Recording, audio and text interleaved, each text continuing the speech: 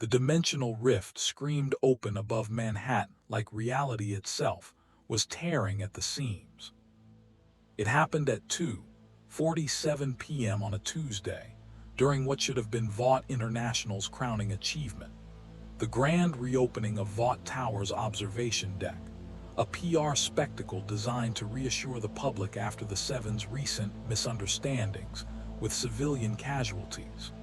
Homelander stood at the podium, that practiced smile plastered across his face, flanked by Queen Maeve and Starlight.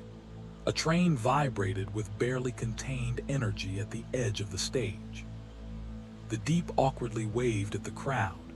Black Noir stood silent as always, a shadow given human form. 300 invited guests, journalists, investors, politicians, carefully vetted civilians, filled the observation deck. Cameras from every major network captured every angle. Ashley Barrett, Vaught's VP of Hero Management, watched from the wings with the manic intensity of someone whose career depended on the next 15 minutes going perfectly. Then the sky split open. It wasn't a subtle tear, no gentle shimmer or Hollywood-style swirling portal. This was violent, wrong, accompanied by a sound like metal screaming and reality breaking. The rift carved itself across the skyline, a jagged wound of green and red energy that made people's eyes water to look at directly. The temperature dropped 15 degrees in an instant. Every electronic device within a half-mile radius flickered and died, then surged back to life displaying corrupted data. Homelander's head snapped up, his smile finally dropping. What the fuck? Something fell through the rift.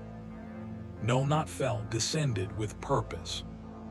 The figure dropped 30 stories and hit the observation deck like a meteor, cratering the reinforced floor.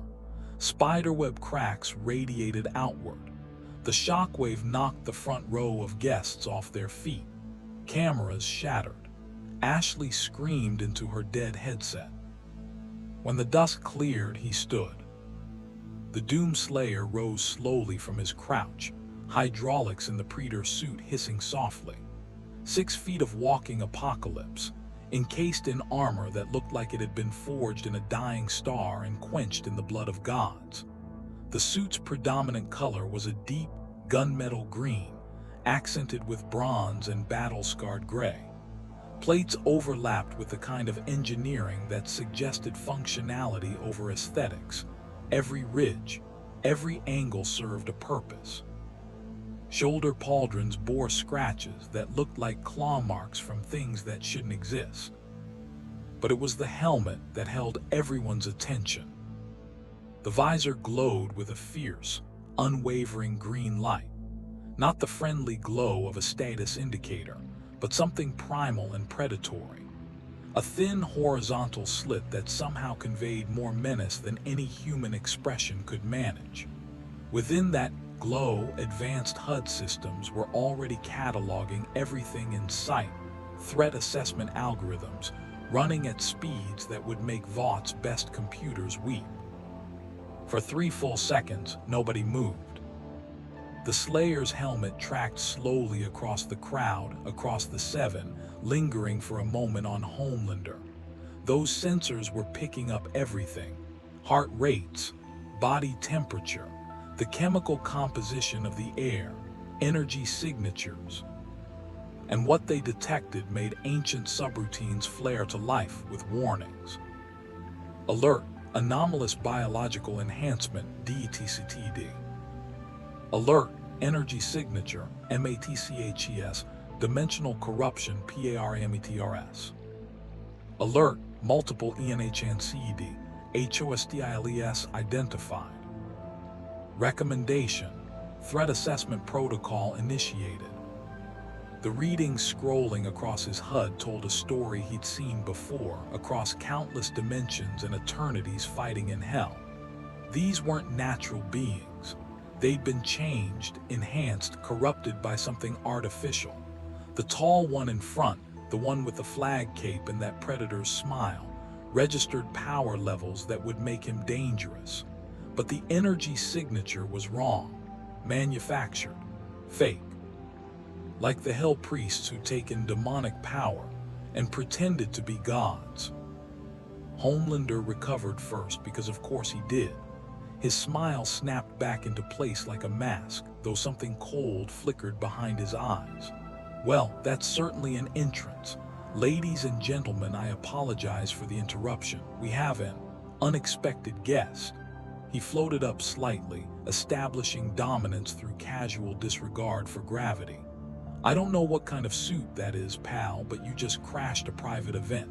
So here's what's going to happen. The Slayer's hand moved to his hip. It was just a small motion. His gauntleted fingers brushed against the holstered combat shotgun maglock to his armor.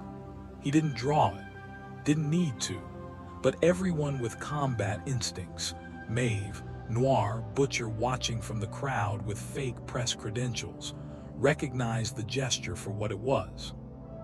A warrior checking his weapons. "You're going to come with us quietly," Homelander continued, voice hardening slightly. "We'll get you processed, figure out what you are, and then we'll decide what to do with you. Because, buddy, I don't care how tough that armor looks, you just made the biggest mistake of your..." The Slayer turned away from him. Just turned away. Dismissed Homelander completely and started walking toward the edge of the observation deck, his heavy boots crunching on broken glass. His HUD had identified something more interesting. 90 stories below, in the sublevels of Vought Tower, his sensors detected concentrated energy signatures, chemical compounds, the same artificial corruption concentrated in these heroes, but in raw, unprocessed form. A facility, a laboratory, a source. "Did you just..." Homelander's voice went dangerously quiet. "Did you just turn your back on me?" The Slayer kept walking. Nobody turned their back on Homelander. Not politicians, not world leaders, not even other members of the Seven without carefully calculated deference. His entire identity was built on being the apex, the ultimate, the god among men. And this armored nobody had just dismissed him like he was irrelevant. "I'm talking to you." Homelander's voice cracked the air like a whip. He blurred forward with superhuman speed, closing the distance in less than a second, hand reaching out to grab the Slayer's shoulder, to spin him around, to teach him what happened when you disrespected. The Slayer moved. One moment, Homelander's hand was descending toward armored plating. The next, the Slayer had pivoted inside his reach, one gauntleted hand intercepting Homelander's wrist. The impact of armored palm meeting superpowered flesh produced a sound like a gunshot. Homelander's eyes widened, just slightly, just enough.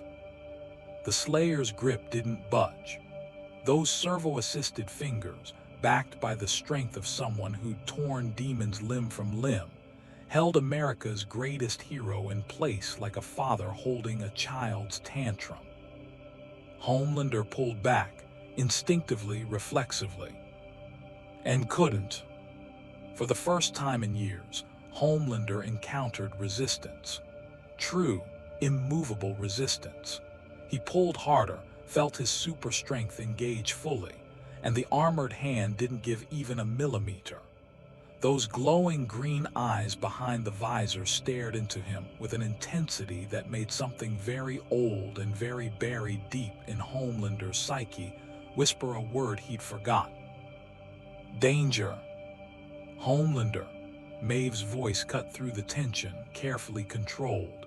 She'd seen that look in his eyes before, right before someone died. "Let's just everyone stay calm."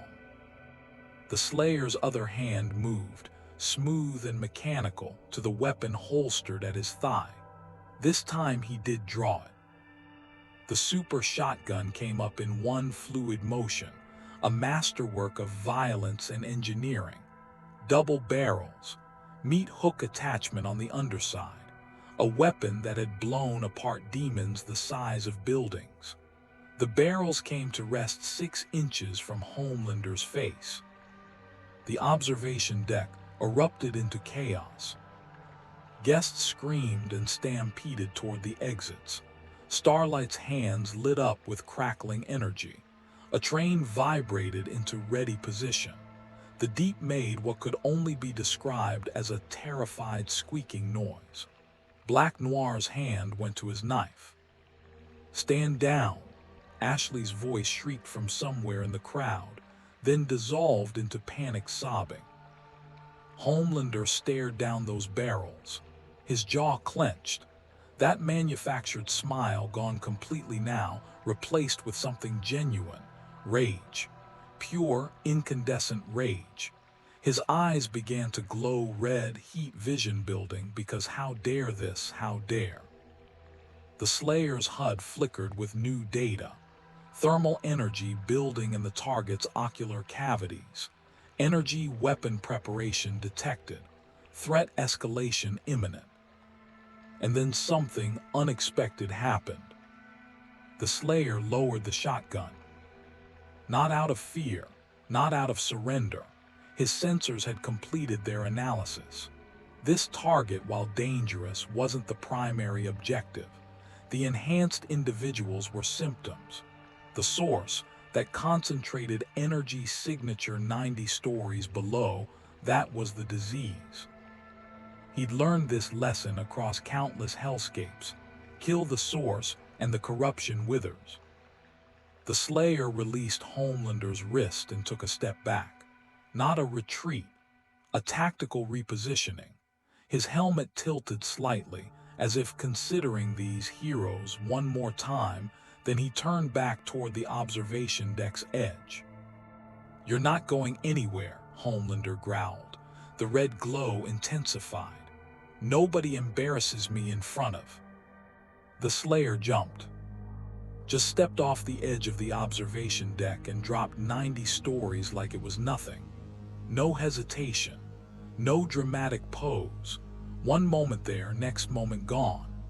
Wind whistled past armor plating as he fell, his HUD calculating trajectory, impact force, optimal landing position. What? Homelander flew to the edge, staring down in disbelief. The Slayer hit the street below with an impact that cratered the asphalt, set off every car alarm for 3 blocks, and sent pedestrians scrambling. He rose from the crouch slowly, hydraulics hissing, completely unharmed. That glowing visor tilted upward, looking directly at where Homelander hovered 90 stories above. Then he turned and walked toward the tower's main entrance. "Get HIM," Homelander's voice cracked across the city. 7, converge on ground level now. But in those precious few seconds, those moments of shock and confusion and wounded pride, the Doom Slayer had already disappeared into Vought Tower's main lobby, his sensors locked onto that subterranean laboratory like a bloodhound on a scent. The security guards in the lobby saw him coming, saw the armor, the weapons, the mechanical certainty in his stride. One reached for his radio, the other, showing more wisdom, just stepped aside. The Slayer didn't slow. His HUD overlaid the building's internal architecture, stolen from every electronic device he'd interfaced with during that brief moment on the observation deck. 90 stories down, sub-level 7, maximum security, biometric locks, armed guards, enhanced containment protocols. The elevator wouldn't get him there, not the public ones anyway. He walked past the main bank of elevators, past the increasingly panicked security personnel, straight toward a door marked authorized personnel, only level 5 clearance required. His gauntleted fist went through the biometric scanner like it was paper. Sparks flew. The door's magnetic locks failed with a dying whine. Behind him in the lobby, Homelander crashed through the observation deck's floor-to-ceiling windows, cape billowing, face twisted with fury. "Stop right there." The Slayer didn't stop. He pulled open the security door, revealing a service corridor, a secondary elevator shaft, a ladder descending into darkness. His helmet tracked the shaft downward, 90 floors of vertical drop, reinforced cables, maintenance platforms every 10 levels. Behind him, Homelander's boots touched down, superhuman hearing catching every mechanical whir from that armor, those sensors. "Last warning, you surrender now or I will end you. Do you understand me? I am Homelander. I am the peak. I am better than you, stronger than you, and I will." The Slayer stepped backward off the elevator shaft platform and dropped into darkness.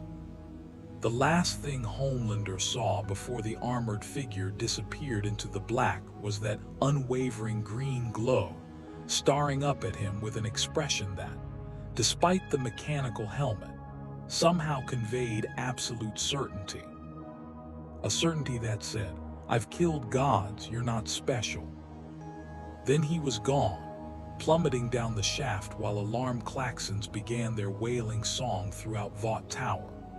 Above, in the observation deck, Ashley Barrett's career died in real time as every camera, every journalist, every investor watched their greatest hero get dismissed, disrespected, and outmaneuvered by an unknown in armor.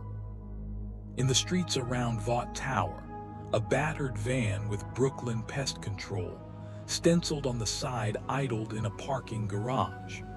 Inside, Billy Butcher lowered his binoculars, a slow smile spreading across his face like blood from a wound. "Well," he said to Huey, who sat white-knuckled in the passenger seat, "that's new. If you're enjoying watching the Doom Slayer tear through Vaught's corruption, smash that subscribe button and let me know in the comments what other unstoppable characters you'd want to see enter the boys' universe."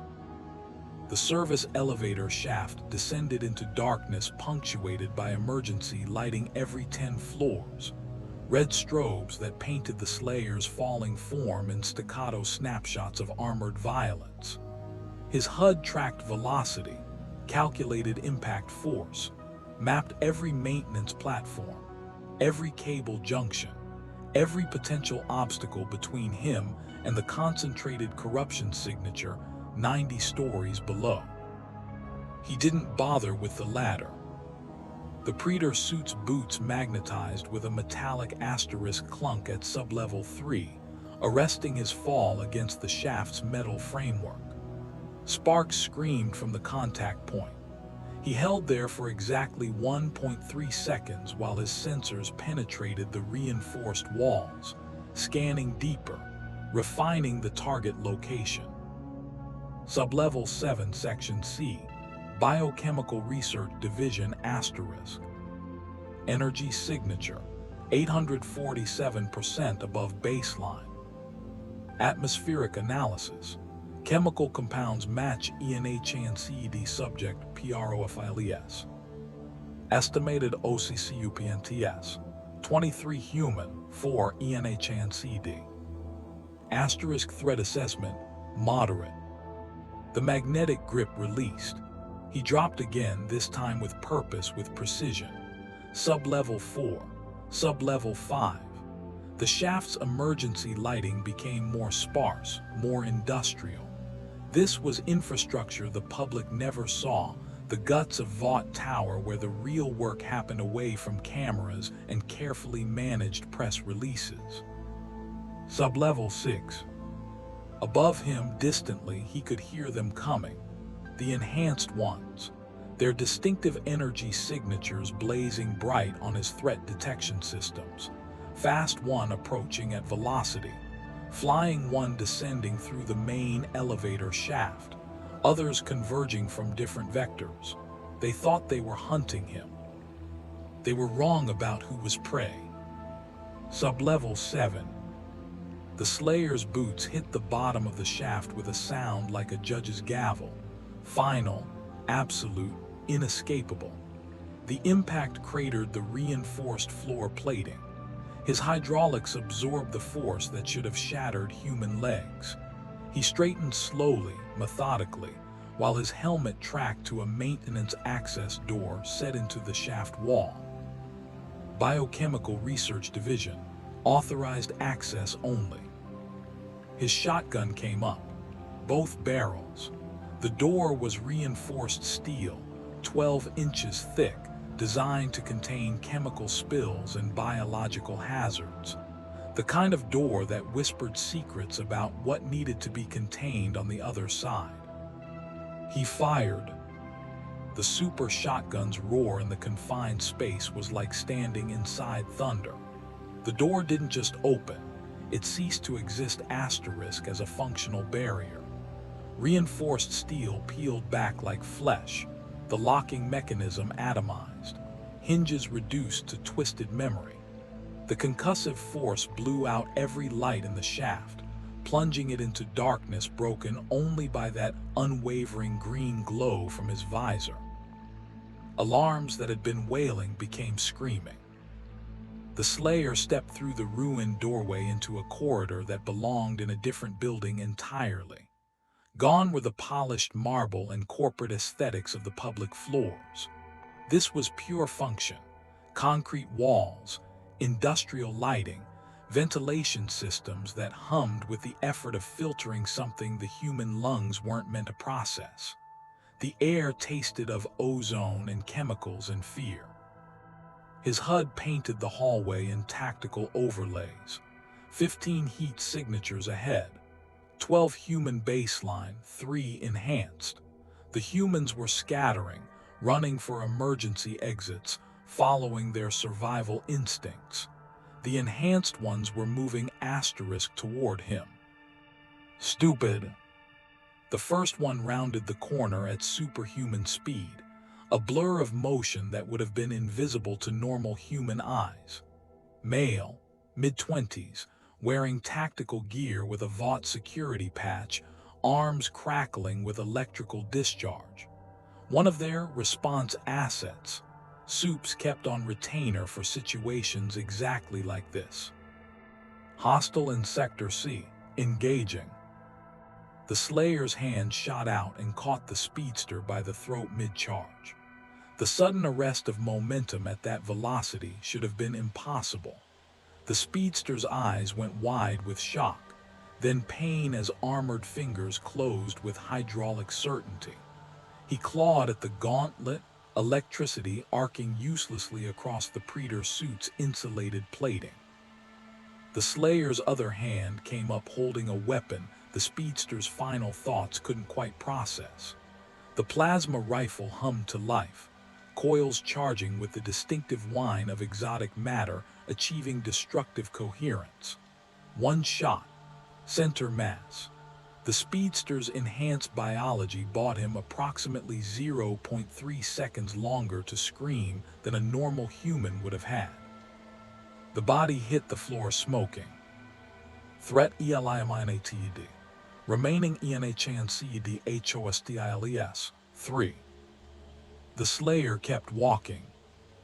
Down the corridor, through doors that tried to lock and failed against his methodical demolition, past laboratories where scientists in white coats pressed themselves against walls with their hands raised, through checkpoints where security guards wisely chose survival over employment. His HUD painted arrows pointing deeper, always deeper, toward that concentrated source. The second enhanced hostile tried stealth. She dropped from a ceiling vent directly behind him, some kind of chameleon adaptive camouflage fatting as she manifested twin energy blades from her forearms. Young, perhaps 19, with the desperate edge of someone who knew failure here meant worse things than death. Vought didn't tolerate failure in their special projects. For the company, she whispered and struck. The energy blades carved through air where the Slayer's neck had been a microsecond earlier. His combat precognition, honed across millennia of fighting things faster and deadlier than any Compound V experiment, had already moved him. He pivoted inside her guard, one hand catching her wrist, the other driving the shotgun stock into her solar plexus with precisely calculated force. Not enough to kill, enough to shut down every voluntary muscle system and put her on the floor gasping. He stepped over her without a second glance. Mercy for those who weren't the source. The girl was a weapon, not the hand wielding it. His sensors had already identified her signature, trace amounts of Compound V, forced enhancement, probably recruited or coerced. A victim pretending to be a threat. The source was close now. The corridor terminated in a set of double doors marked with biohazard warnings and security classifications that would have made government agencies jealous. Sector C, primary research. His HUD painted dense heat signatures beyond. The concentrated chemical compounds, containment vessels, manufacturing equipment, and 22 human scientists who just realized the alarms weren't a drill. And one more enhanced signature, big, powerful, stationary, waiting. The Slayer kicked the doors open. The laboratory beyond was massive, a cathedral to corporate ambition and amoral science. Stainless steel workstations arranged in precise rows, centrifuges spinning samples of glowing blue liquid, containment chambers holding subjects at various stages of enhancement, some successful, most not. Monitors displayed data streams of genetic manipulation, cellular enhancement, efficacy rates, and acceptable casualty percentages. The walls were lined with refrigeration units containing thousands of vials, each one filled with that distinctive blue compound. Compound V, the source, the corruption. In the center of the laboratory, between the Slayer and those refrigeration units, stood the third enhanced guard. He was enormous, 7 feet of muscle and scar tissue, wearing what looked like custom armor designed to contain rather than protect. His eyes glowed the same unsettling way Homelander's did, but orange instead of red. When he spoke, his voice resonated with barely controlled power. Should have stayed in whatever hell you crawled out of, Tin Man. The Slayer's response was to rack the shotgun slide, ejecting the spent shells with a double asterisk click-click that echoed across the laboratory. The sound was universal. I'm not impressed. I'm what happens when Compound V gets everything right, the big man continued, cracking his knuckles. Bone popped like gunshots. Class 5 durability, Class 4 strength. Company spent $20 million making me the perfect guard dog. You're about to find out. The Slayer shot him. Both barrels, center mass. The enhanced guard's expensive, genetically optimized body took the full force of hell-forged ammunition designed to put down demon knights. His Class 5 durability held for approximately half a second before catastrophically failing. The impact lifted him off his feet and hurled him backward through 3 workstations, a centrifuge, and the reinforced glass window of an observation booth. Threat ELIMINATED. Remaining ENHANCED HOSTILES. 0. 22 scientists stared in horror. Several dropped their tablets. One fainted. The rest slowly raised their hands, that universal gesture of surrender, while their careers and possibly lives flashed before their eyes. The Slayer ignored them, his focus locked onto the refrigeration units.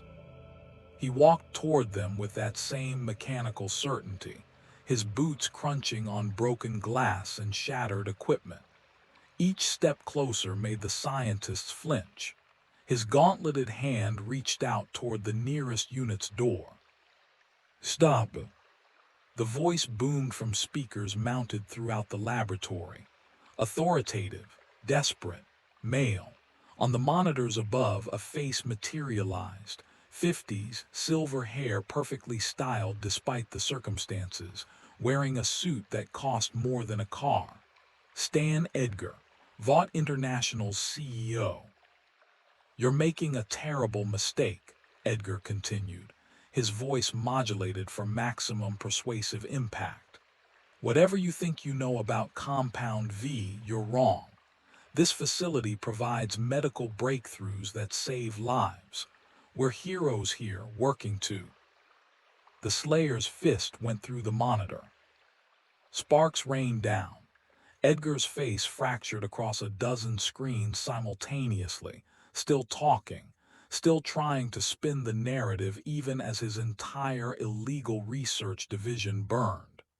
"Negotiate. We can offer you compensation, enhanced abilities, anything you—" The Slayer ripped the door off the first refrigeration unit.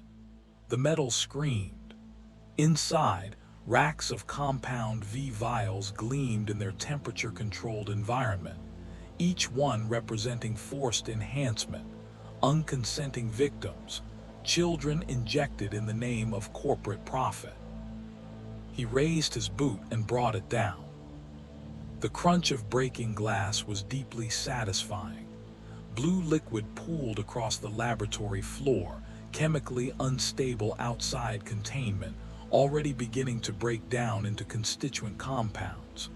His boot came down again, and again, methodical, thorough, destroying every vial within reach. "Security to sub-level 7. Edgar's voice had lost its composure now, cracking into something more honest. Rage.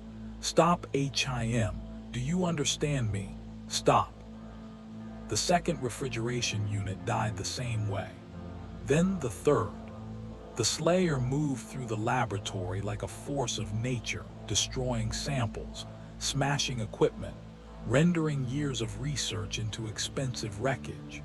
Scientists scrambled to escape, pressing emergency exits, abandoning their life's work to flee the armored apocalypse. That's when the ceiling exploded. Homelander descended through a self-made entrance, cape billowing dramatically, face twisted into something beyond rage. He'd flown down the exterior of Vought Tower, punched through 90 stories of reinforced concrete, and followed the destruction like breadcrumbs straight to this moment. "Enough," his voice shook dust from every surface. "I am going to enjoy this. I'm going to take my time. I'm going to make you understand what happens when you disrespect." The Slayer turned to face him and pulled out the BFG 9000. The weapon was impossible, shouldn't exist, violated every known law of physics and several that physics didn't know about yet. It looked like someone had weaponized a small sun, all crackling green energy and barely contained destruction. The kind of weapon you built when overkill wasn't in your vocabulary because you'd long ago reached obliteration and kept iterating. Homelander's rant died in his throat. His enhanced senses screamed warnings his brain couldn't quite process. That weapon felt wrong on a level that bypassed intellect and spoke directly to survival instinct. "What is?" The BFG fired. The blast was green hell incarnate, a sphere of plasma that didn't just damage, it erased asterisk. The laboratory's equipment, the walls, the ceiling, the very air itself seemed to bend away from the projectile's passage. It tracked toward Homelander with malicious intelligence, tendrils of energy already reaching out to arc toward the nearest biological target. Homelander's eyes went wide. He moved, calling on every ounce of his super speed, flying backward through the hole he'd made in the ceiling. The plasma sphere followed for exactly 3 stories before its containment field collapsed and detonated. The explosion could be felt in Times Square. Sublevel 7 ceased to exist as a functional space. The laboratories, the research equipment, the Compound V samples, all of it consumed in a green firestorm that burned at temperatures that made the sun jealous. Emergency systems throughout Vought Tower began evacuating floors, activating fire suppression protocols, and sending priority alerts to every authority the building's systems could reach.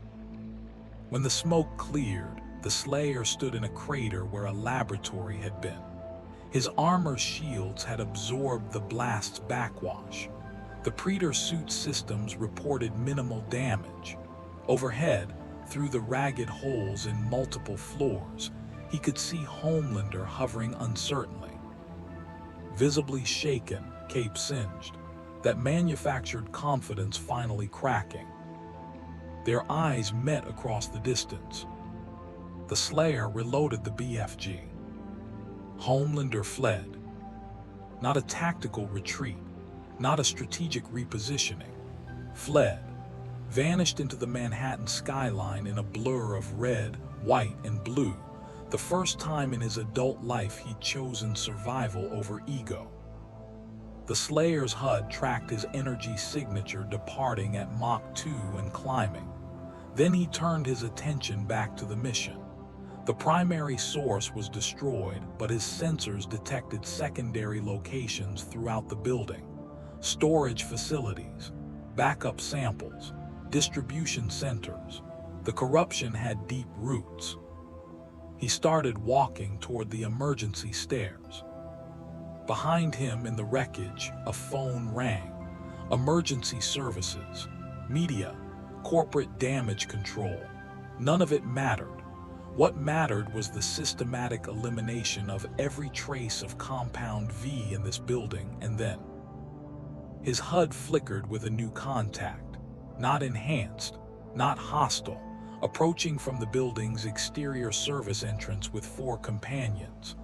One signature matched the facial recognition data scraped from Vought systems.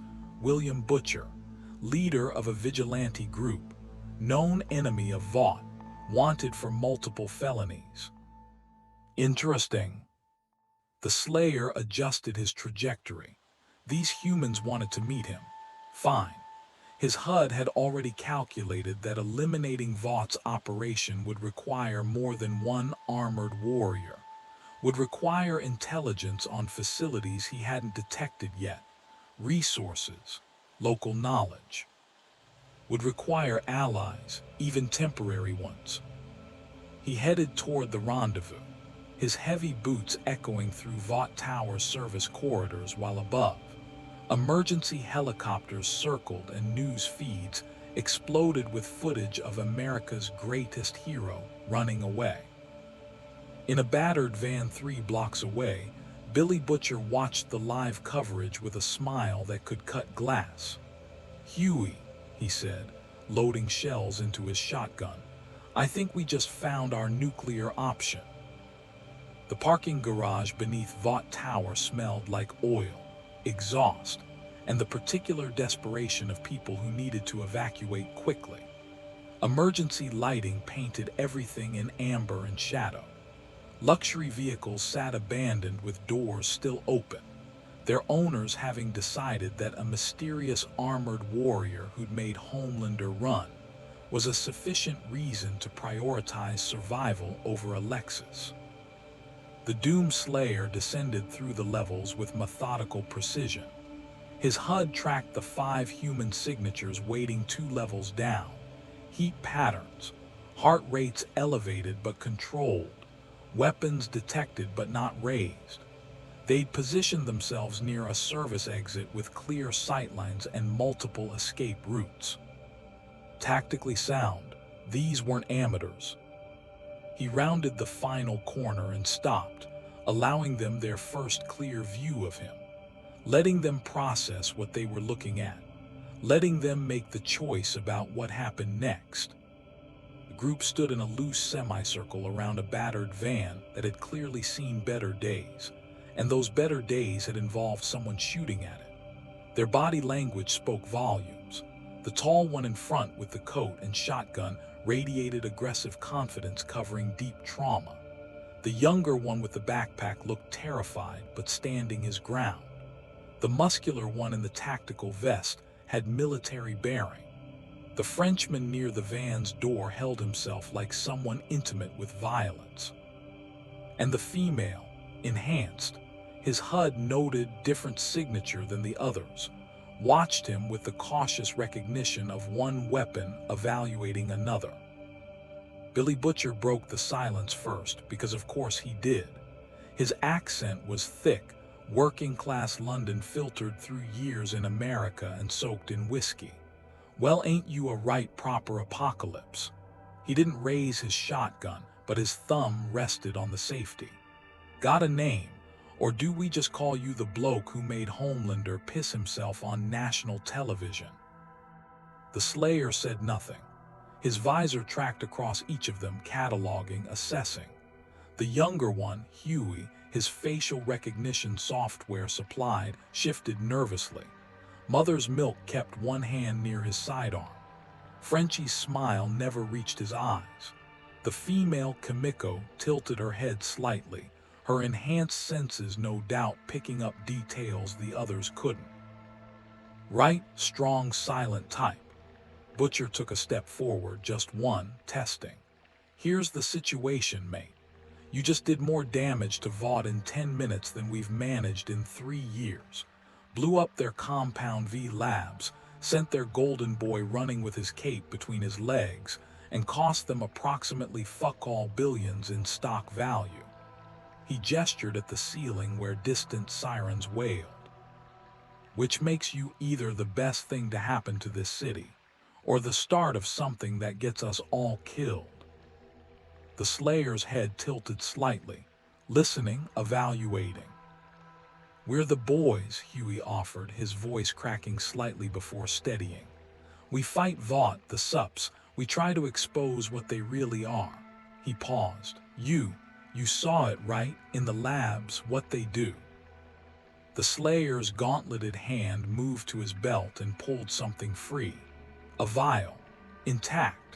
The only one he'd kept from the laboratory, a sample for analysis. Compound V glowed with that distinctive blue luminescence, looking almost beautiful if you didn't know what it represented. He held it up, letting them see it clearly, then his fist closed. The glass shattered. Blue liquid dripped between his fingers and hissed as it hit the concrete, chemically degrading in the open air. Yeah, Mother's Milk said quietly. He saw it. Question is, Butcher continued, eyes sharp. What are you? Because, mate, I've seen some shit. Seen sups who could melt steel, tear through concrete, fly through buildings. Never seen one shrug off the kind of firepower you just walked through. Never seen armor like that. And I definitely never seen anything make Homelander look like a scared child. He paused. So either you're from some black-budget program that makes Vought look like amateurs, or you're something else entirely. The Slayer's HUD flickered with a decision algorithm. These humans were not the source. Were, in fact, fighting the source with inadequate resources and high casualties. His sensors detected old injuries on all of them. Broken bones healed, scar tissue, the physical evidence of a war they were losing.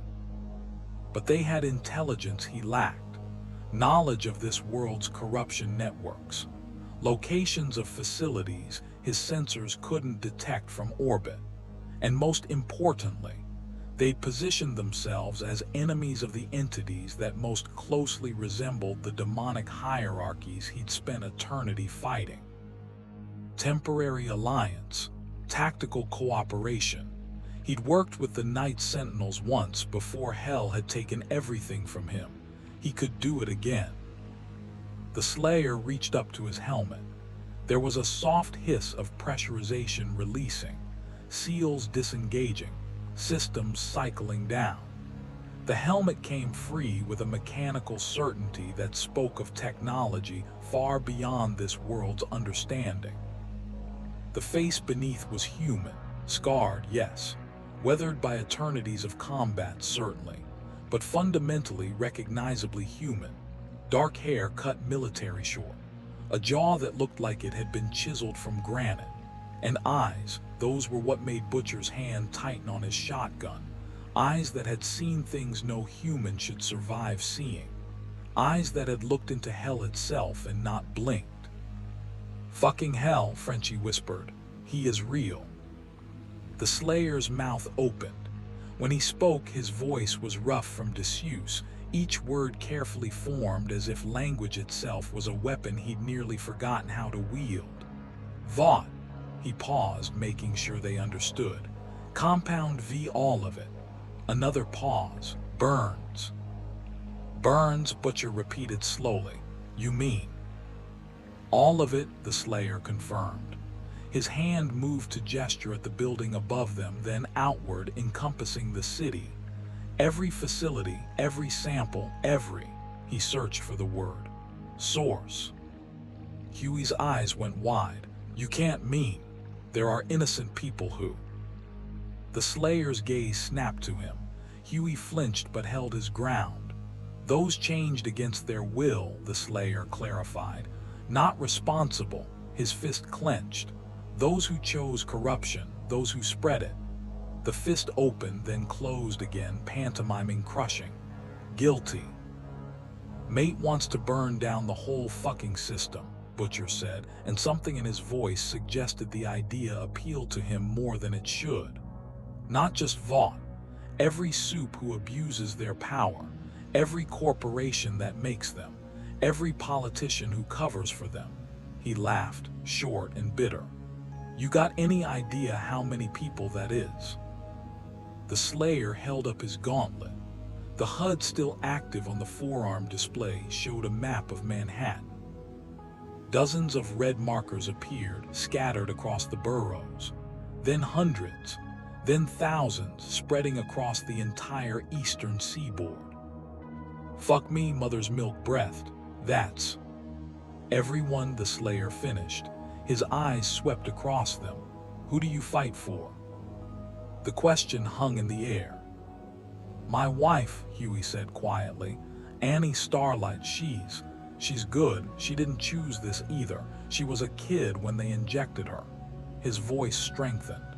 "I fight to save the people who can be saved." "My family," Mother's Milk added. "My daughter, trying to build a world where she doesn't have to be afraid of the motherfuckers who call themselves heroes." "For those without a voice," Frenchie said simply. "Less innocence." Kimiko signed something rapid. Frenchie translated. "For those who were made into weapons, to give them choice." They all looked at Butcher, the leader, the one whose answer would define what happened next. Butcher stared at the Slayer for a long moment. "I fight," he said slowly, "because a cunt in a cape murdered my wife, lasered her right in front of me because she was pregnant with his kid, and he couldn't risk the bad publicity." His voice went flat, empty. "I fight because Homelander took everything from me and Vought covered it up. I fight because every day these superpowered psychopaths walk around pretending to be heroes while crushing anyone who gets in their way." He smiled, and it was a terrible thing. "I fight to see every last one of them bleed." The Slayer studied him, recognized something in those words, the difference between justice and vengeance, between righteousness and rage. He'd walked that line himself in the beginning when the demons had taken everything from him, had crossed it even, had become something that hell itself feared, not because he was righteous, but because his fury was absolute. "Dangerous path," the Slayer said. "Yeah," Butcher agreed, "but it's my path in it." The Slayer nodded slowly. Then he did something unexpected. He extended his hand, not to shake, to offer, palm up. On the gauntlet's display, files began transferring everything his systems had scraped from Vaught's network during that brief contact in the laboratories. Facility locations, security protocols, personnel files, financial records, distribution networks. Years of intelligence compiled in 10 minutes of sensor sweeps. "Holy shit," Huey whispered, pulling out his phone as the data began routing to their devices. This is everything. Employee manifests, black site locations, offshore accounts. Leverage, the Slayer said, then he looked directly at Butcher. You know this world, I don't. He gestured to his armor. I know war, destruction. He paused. Not infiltration, not politics. You want to work together, Butcher said, not a question. Temporary, the Slayer confirmed. Until Compound V source is destroyed, until those who spread corruption are. He made a crushing gesture. Accounted for, Mother's Milk finished diplomatically. Dead, the Slayer corrected flatly. I like him, Kimiko signed. Frenchie smirked. Butcher scratched his jaw, thinking. Right then, ground rules, mate. We give you intel, help you navigate this clusterfuck of a city, point you at the right targets. You do what you do best, which appears to be making sups shit themselves and blowing up billion-dollar facilities. He paused. But we got a code. Collateral damage, we minimize it. Innocent people who got caught up in this. We save them when we can. That work for you. The Slayer considered this. It wasn't so different from his own code, ultimately. The demons in hell had been corrupted beyond salvation. But the Night Sentinels who'd fallen, the humans possessed, he tried to save them when possible. Had only killed when there was no other choice. Acceptable, he said, then added, those who spread corruption willingly, those who profit from suffering, those I will not spare. Music to my fucking ears, Butcher said. He finally extended his own hand. Billy Butcher, welcome to the boys. The Slayer gripped his hand. Didn't quite shake it, just held it for a moment, sealing the agreement. Then he released it and replaced his helmet with that same mechanical precision. The green visor flared to life, and the moment of humanity was gone, replaced by the walking apocalypse again. So, Huey said nervously, what now? Because Vaught's going to be coming after all of us. They can't let this stand. And Homelander, when he stops being terrified, he's going to be pissed. The Slayer's helmet tracked upward as if he could see through the concrete levels above to where Manhattan's skyline glittered. His HUD painted targets across his vision, Vought facilities, Compound V distribution centers, black sites, and beyond them the signatures of enhanced individuals, dozens in this city alone, hundreds across the country, thousands worldwide. Now the Slayer said, we hunt. Right, Butcher said, pulling open the van's door. But maybe with a bit of strategy, yeah. Can't just run through the city shooting everything that glows, much as I'd enjoy that. He gestured inside. Come on, got a safe house in Brooklyn. We plan this properly, hit them where it hurts, work our way up the food chain until... The Slayer didn't move toward the van. Instead, his helmet tilted slightly, listening to something the others couldn't hear. His audio sensors, capable of filtering through miles of urban noise, had picked up something specific. A frequency, a broadcast, emergency services coordinating a response to supervillain attack at Vought Tower, news helicopters, and something else. A meeting, emergency session. Vought executives and government officials convening to discuss containment strategies. His gauntlet display flickered, showing the location.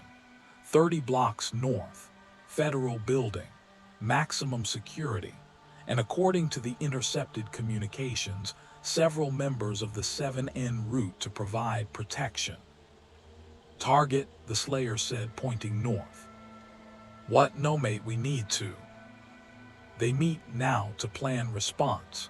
The Slayer's tone left no room for debate. We strike while they fear.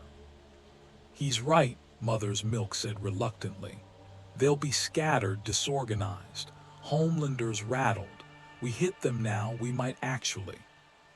Have you lost your fucking minds? Huey interjected. That's a federal building with federal agents, and the 7, we can't just... The Slayer started walking, Not toward the van, toward the parking garage's exit ramp, toward the streets above, toward the target. His stride was inexorable, mechanical, the same way he'd walked through Hell's armies. Nothing would stop him. Nothing would slow him. "Oh, for fuck's sake," Butcher muttered. Then louder, "Oi, Tin Man, we're not ready for." The Slayer kept walking. Butcher looked at his team. His team looked back. Kimiko shrugged, Frenchie grinned. Mother's Milk sighed and checked his weapon. Huey looked like he might throw up, but was reaching for his own gear anyway. "Bollocks," Butcher said. "Right then, everyone gear up. We're assaulting a federal building with a walking weapon of mass destruction who doesn't understand the concept of subtle." He grabbed his coat. "This is either the best decision we've ever made or the one that gets us all killed." "Maybe both," Frenchie suggested cheerfully. They piled into the van. Butcher gunned the engine, pulling out of the parking space with a screech of tires. The Slayer was already 50 yards ahead, visible through the windshield as an armored figure striding up the exit ramp into the chaos of Manhattan afternoon traffic. Cars swerved. Pedestrians screamed. Someone's phone camera caught footage that would be viral within minutes. The news helicopters, having followed Homelander's flight path, now circled back, zooming in on the armored figure walking down Fifth Avenue like he owned it. In Vought Tower's emergency command center, what was left of the executive team watched the feeds with mounting horror. Ashley Barrett had stopped crying and moved into a state of shock that manifested as manic laughter. Stan Edgar's carefully maintained composure had finally cracked, revealing something closer to panic. And somewhere over New Jersey, Homelander hovered at 30,000 feet, watching the same feeds on his phone, his hands shaking slightly. That weapon, that green hell weapon, the way it had felt, like staring into oblivion and seeing oblivion stare back hungrier. For the first time since he'd been pulled from that test tube and told he was a god, Homelander felt something he'd forgotten: genuine fear. In Brooklyn, in a basement that served as both home and hiding place, a young woman named Annie January, known to the world as Starlight, watched the news with her hand over her mouth. She'd heard Huey's voice in the background of one feed, seen the van she recognized, saw him getting involved with something that looked like it could end the world. And in that federal building 30 blocks north, the emergency meeting was just beginning. Government officials, Vought lawyers, military advisors, and 3 members of the 7, Queen Maeve looking tired, Black Noir inscrutable as always, and A-Train vibrating with nervous energy. None of them knew what was coming. The doomed Slayer walked north through Manhattan, and behind him the boys followed in their battered van, and the city held its breath, and somewhere in the machinery of corporate evil, alarms that should have sounded months ago finally, belatedly, began to wail. The federal building in Lower Manhattan was a monument to bureaucratic authority. 30 stories of reinforced concrete, bulletproof glass, and enough security measures to make a dictator jealous. On a normal day, it housed federal courts, FBI field offices, and various agencies whose acronyms most citizens couldn't name. Today, it housed something more valuable: Vought International's Emergency Damage Control Summit. The Slayer stood across the street, partially obscured by a construction scaffold, his sensors painting the building in tactical overlay. His HUD identified every entry point, every security camera, every armed guard. 17 federal agents, 23 private security, 3 enhanced individuals inside, the 7 members registering like beacons. And on the 14th floor, in a secure conference room, 23 high-value targets, executives, lawyers, government officials complicit in Vaught's corruption, the architects of a system that turned children into weapons and called it heroism. Right? Butcher's voice crackled through the comlink they'd hastily rigged to interface with the Slayer's helmet. The boys were positioned 2 blocks away, monitoring from their van. Buildings locked down tight. Federal agents, private contractors, and 3 supes. Maeve's dangerous but conflicted, might not engage. Noir's a legitimate threat, trained assassin, no morals. A train's fast but fragile. Heart condition from too much compound V.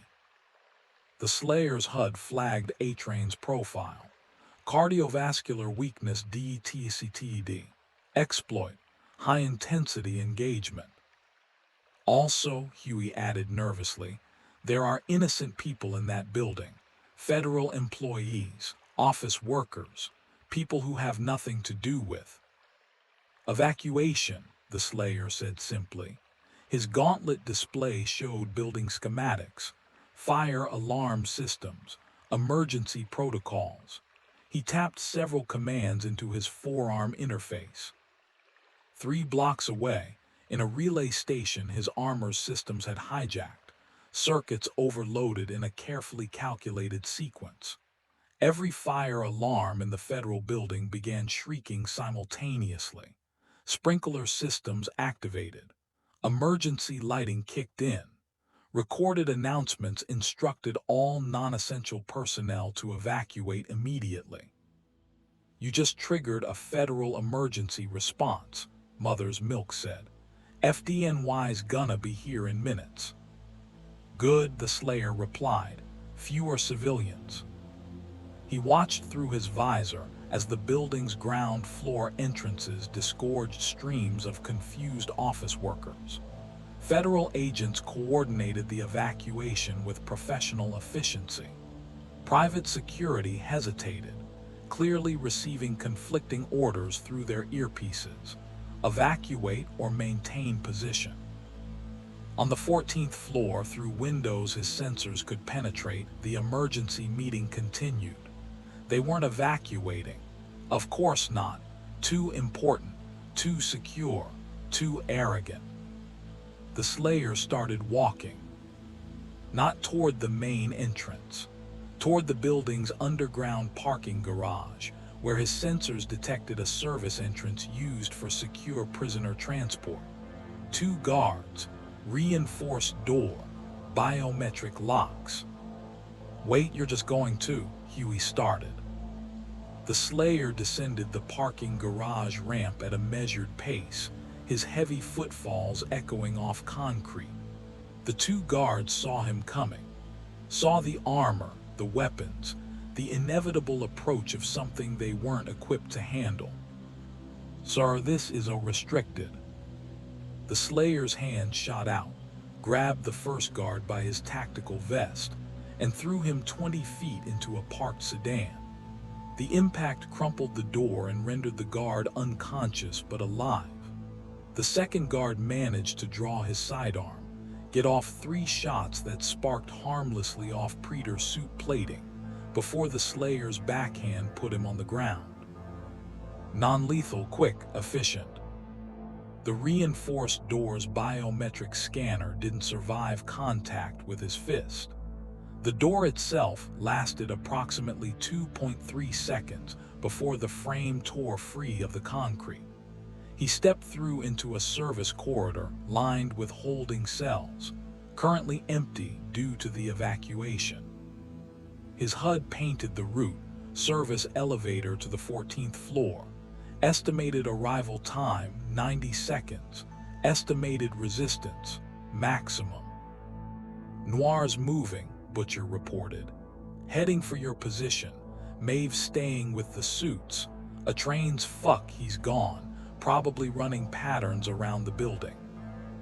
The Slayer kept walking. The service corridor opened into a larger space, prisoner processing area, currently abandoned except for one figure standing in the center of the room like a shadow given form. Black Noir. The silent supe stood motionless, black tactical suit absorbing light, mask revealing nothing. His hands rested casually at his sides, but his body language screamed coiled violence. Behind that mask, enhanced senses were cataloging the Slayer's every detail, combat algorithms calculating attack vectors. They studied each other for 3 full seconds. Then Noir moved. Fast, professional. A combat knife materialized in each hand as he closed the distance with superhuman speed, blades targeting the joints in the Slayer's armor with surgical precision. The kind of attack that came from decades of assassination training and enhanced physiology. The Slayer's hand caught Noir's wrist mid-thrust. His other hand caught the second wrist. For a moment they were locked there, enhanced strength versus hell-forged determination. Noir tried to break the grip, twist free, execute any of a dozen counters. None of them worked. The Slayer's helmet tilted slightly, almost curious. Then he head-butted Black Noir with the full force of his armored helmet against Noir's mask. The impact sounded like a church bell. Noir staggered backward, disoriented, mask cracked. He recovered quickly, professional instinct overriding the concussion, and came in again, this time feinting with the knives before attempting a leg sweep enhanced by superhuman strength. The Slayer didn't dodge, didn't block, simply stood there as Noir's leg impacted his armored shin with a sound like hitting a steel I-beam. Noir's enhanced bones held, but the physics were undeniable. The Slayer didn't budge. Noir backed off, reassessing. This wasn't working. Standard tactics against this opponent were useless, he needed. The Slayer drew his plasma rifle. Noir dove behind a concrete pillar as superheated plasma carved through the air where he'd been standing. The pillar's corner flash vaporized. Noir rolled, came up throwing. 3 knives in rapid succession, each one aimed at gaps in the armor. One knife deflected off plating, the second embedded in a joint seal, drawing a thin line of blood. The third the Slayer caught mid-flight, examined briefly, then dropped. Hostiles converging on your position, Mother's Milk warned through the comm. Federal agents, private security, maybe 20 guys. The Slayer's response was to switch weapons. The super shotgun came up as the first wave of security personnel rounded the corner. Professional contractors in tactical gear, well-trained, adequately equipped for urban combat scenarios. Completely unprepared for this. The shotgun roared. The lead contractor took the impact in his center mass armor plating and went down hard, alive but out of the fight. The Slayer advanced through their formation, weapon barking methodically. Each shot precisely calculated. Incapacitate, don't kill. Broken bones, unconsciousness, temporary trauma. They were doing their jobs, they weren't the source. Black Noir used the chaos to attack again, this time going for the helmet. If he could crack it open, expose the flesh beneath. The Slayer spun, faster than something his size should move, and caught Noir by the throat. The Supe's hands clawed at the gauntlet, enhanced strength failing to break the grip. The Slayer walked forward, carrying Noir like a child, and slammed him through a wall. Drywall exploded. Noir went through into an adjacent office space, hit a desk, demolished it, and rolled to his feet, somehow still ready to fight. The Slayer followed through the Noir-shaped hole in the wall, reloading as he walked. Persistent, the Slayer acknowledged. His free hand reached to his belt and pulled free a grenade. Not a standard frag grenade. This was Hell-Tech, a stun device that generated a concussive blast calibrated to temporarily shut down enhanced nervous systems. He tossed it casually. Noir recognized the threat and ran. superhuman speed carrying him toward the windows. He crashed through reinforced glass in a shower of fragments, committed to a 3-story drop rather than face whatever that device did. The grenade detonated. The blast was soundless, almost, a pressure wave that rippled through the office space like reality hiccuping. Every electronic device died, every light shattered, and outside, falling through the air, Black Noir's body went rigid, his enhanced nervous system temporarily overloaded. He hit the pavement hard, alive but not getting up anytime soon. ENHANCD target NEUTRLIZD, remaining HOSTILES, 2. Bloody hell, Butcher muttered. You just tossed Black Noir out a window. The Slayer turned toward the service elevator. Behind him, the last few security personnel who were still conscious, wisely, decided that their health insurance didn't cover this situation. They retreated, dragging their wounded colleagues, making the tactical decision that living to file a report was preferable to dying to prevent one. The elevator doors opened with a cheerful asterisk, ding asterisk. The Slayer stepped inside and pressed the button for the 14th floor. Music played softly, some corporate-friendly jazz arrangement. His armor was scored with knife marks, splattered with blood, none of it his, and liberally coated in drywall dust.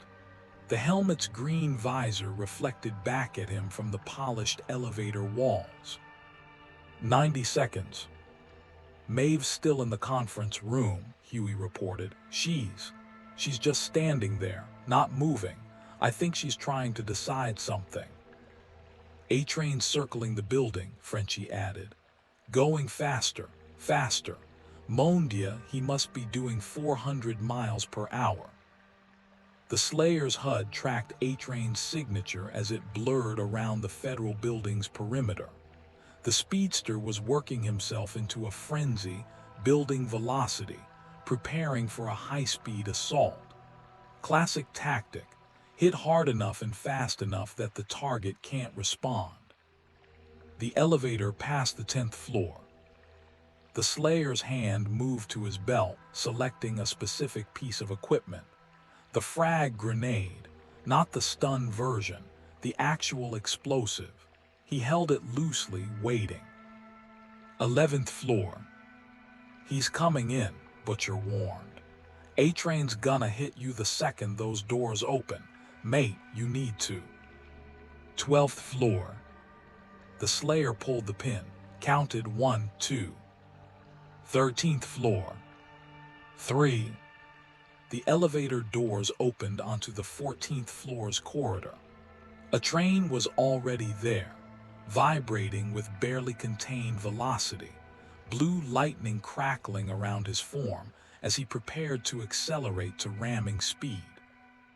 Bad idea, armor boy, A-train sneered, his voice pitched high with adrenaline and compound V-induced confidence.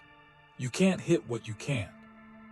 The Slayer tossed the grenade at his feet and stepped back into the elevator. A-train's enhanced perception caught the motion, saw the grenade, recognized the threat, and made the catastrophic decision to run asterisk away from it at maximum speed. He accelerated down the corridor at roughly 400 miles per hour. The grenade detonated behind him. The explosion chased him down the hallway, shockwave and shrapnel pursuing him at supersonic velocity. A train's enhanced speed kept him ahead of the lethal radius. Barely, but the pressure wave caught him as he tried to turn the corner at the corridor's end. Physics became relevant. A train hit the corner wall at terminal velocity. His compound V-enhanced durability kept him alive. Everything else, ribs, arms, legs, his already damaged heart, crumpled like origami. He bounced off the wall, tumbled through an office door, and came to rest in a heap of broken soup, whimpering. ENHANCD target NEUTRLIZD, remaining HOSTILES. 1. The Slayer stepped out of the elevator, surveyed the damage, and continued toward the conference room. His boots crunched on debris. Behind him, the elevator doors closed and the music continued playing, oblivious to the violence. The conference room doors were at the end of the corridor. Heavy wood, brass handles, a plaque reading Executive Conference Room 14A behind those doors, the architects of corruption, the executives who'd built an empire on forced enhancement and human exploitation, the government officials who'd enabled it for profit and power, and Queen Maeve.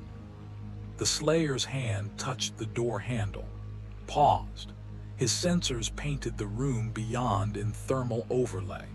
23 human signatures huddled at the far end of the conference table.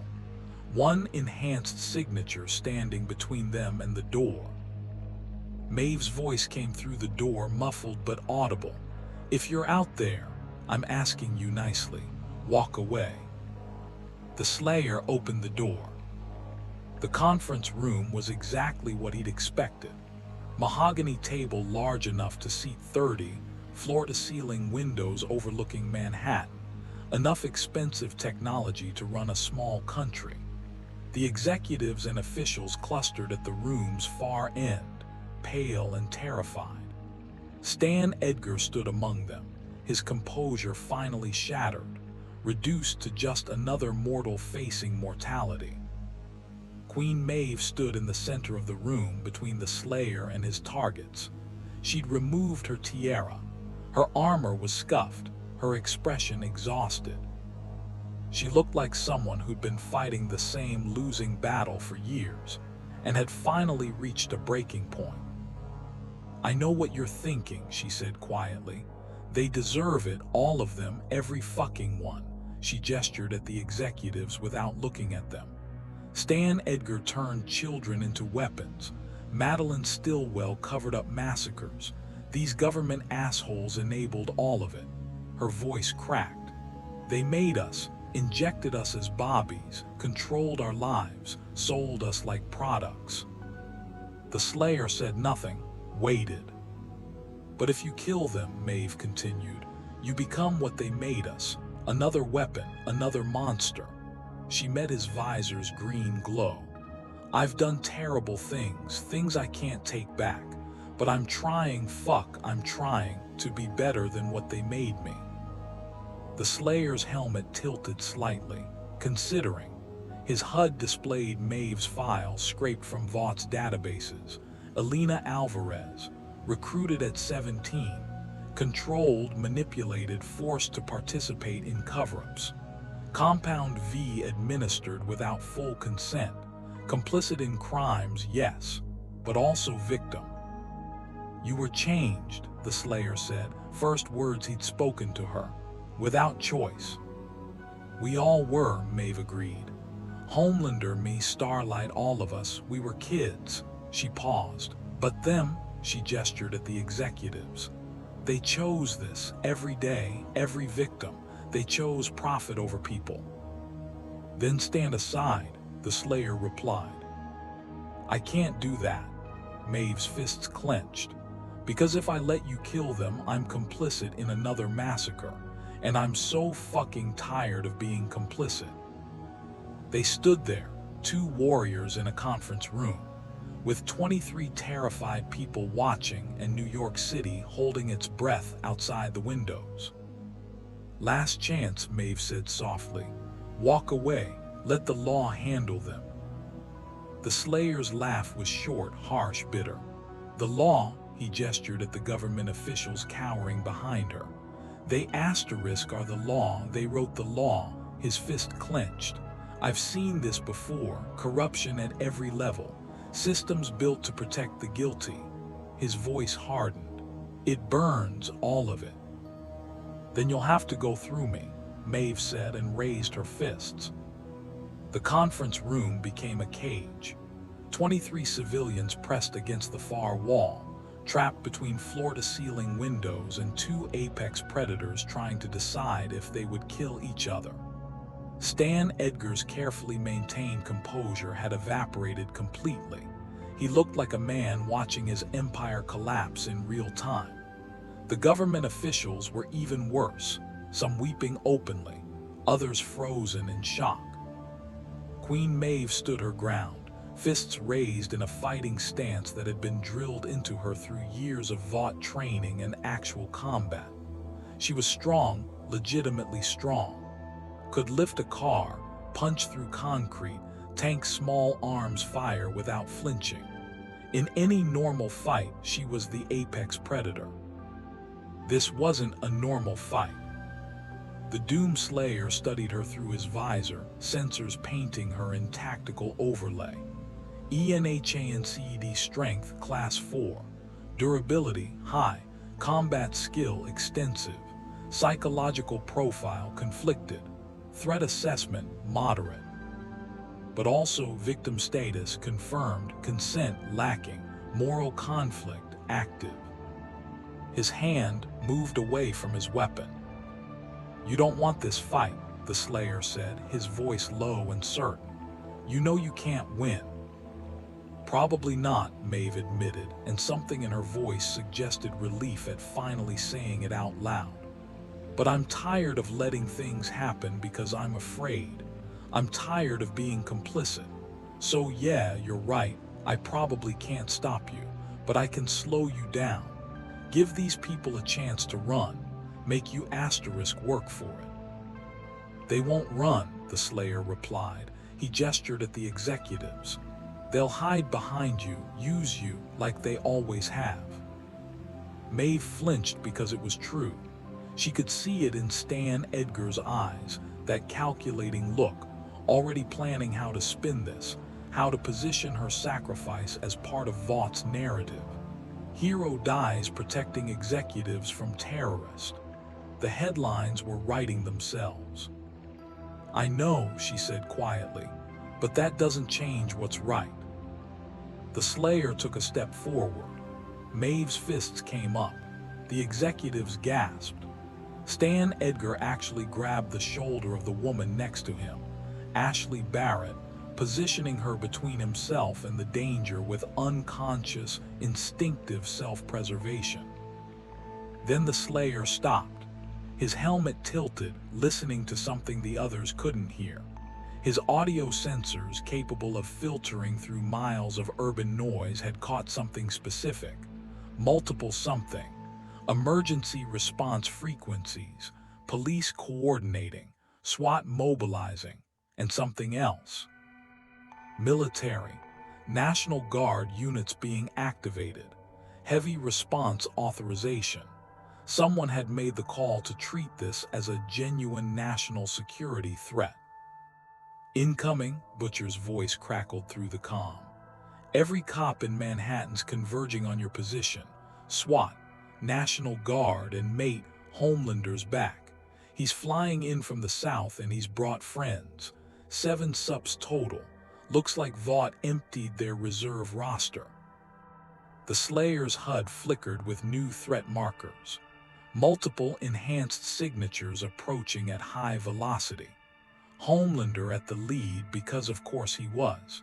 His ego wouldn't let him stay gone, not with the world watching, not with his reputation already damaged. "They're gonna hit the building in approximately 90 seconds, Mother's Milk added. "You need to extract, now." The Slayer looked at Maeve, then at the executives, then back at Maeve. A decision algorithm ran through his systems, weighing variables, tactical position, available time, mission objectives, acceptable casualties. "You want to protect them?" the Slayer asked Maeve. "Prove it." Before she could respond, his gauntlet display lit up with data, files, recordings, financial records. Everything his systems had pulled from Vaught's network. Compound V distribution records, black site locations, lists of children forcibly enhanced, government officials on Vought payroll, decades of corruption compiled into irrefutable digital evidence. He transferred it to the conference room's displays. Every screen came alive with damning information. Stan Edgar's offshore accounts. Madeline Stillwell's emails authorizing cover-ups. She was dead, but her digital paper trail lived on. Video footage of Compound V being tested on unwilling subjects. Financial records showing government officials receiving Vought bribes. "What are you?" Maeve started. "Evidence," the Slayer said. "You want to stop me? Give them justice your way." He gestured at the screens. "Take it. Give it to your courts, your law. Prove your system can handle corruption this deep." Stan Edgar lunged for the nearest computer terminal, trying to purge the data. The Slayer's plasma rifle came up casually, and the terminal evaporated in a flash of superheated destruction. Edgar jerked back, hands raised, finally showing genuine fear. "Touch it again," the Slayer said flatly, "and I'll reconsider my restraint." This is everything," one of the government officials whispered, staring at a screen displaying his own bribery records. "This will destroy careers, bring down administrations. People will go to prison for." "Good," Maeve said. She was staring at the screens too, watching years of crimes scroll past. Watching the proof of everything she'd suspected, everything she'd been complicit in, everything she'd been too afraid or controlled to stop. "You should go to prison, all of you." "Maeve, don't be stupid." Stan Edgar recovered some of his composure, his voice slipping back into that calm, authoritative tone. "We can spin this. Rogue elements, bad actors. We protect you, you protect us, and—" "Shut up, Stan." Maeve's voice was ice. "Just shut the fuck up." The building shook, not metaphorically. Literally shook as Homelander and his assembled strike team hit the lower floors at supersonic speeds. The Slayer's sensors painted their approach. Homelander plus 6 reserve sups. The Deep useless on land but desperate to prove himself. Stormfront, electricity manipulation, genuine threat. Gunpowder, enhanced marksmanship. Teknite, powered armor, inferior to Praetor Suit but dangerous. Popclaw, enhanced strength and claws. And someone new. His database flagged as Nubian Prince, superhuman durability and strength. African hero Vought had been grooming for international expansion. 7 enhanced combatants, plus SWAT teams, plus National Guard, all converging on this building, on this floor, on this room. "Time's up," Butcher said through the comm. "You need an exit strategy." The Slayer walked to the floor-to-ceiling windows. Manhattan spread out below, afternoon sun glinting off glass towers. Traffic snarled as people evacuated the area, news helicopters maintaining a cautious distance. His HUD calculated drop trajectory, impact zones, collateral damage potential. "What are you doing?" Maeve asked. The Slayer turned back to face her. "You have your evidence, use it." He paused.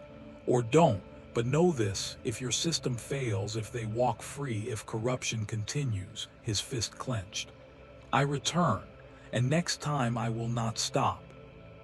"That's not, you can't just," Maeve struggled for words. "You can't threaten the entire justice system." "Not a threat," the Slayer replied calmly. "A promise."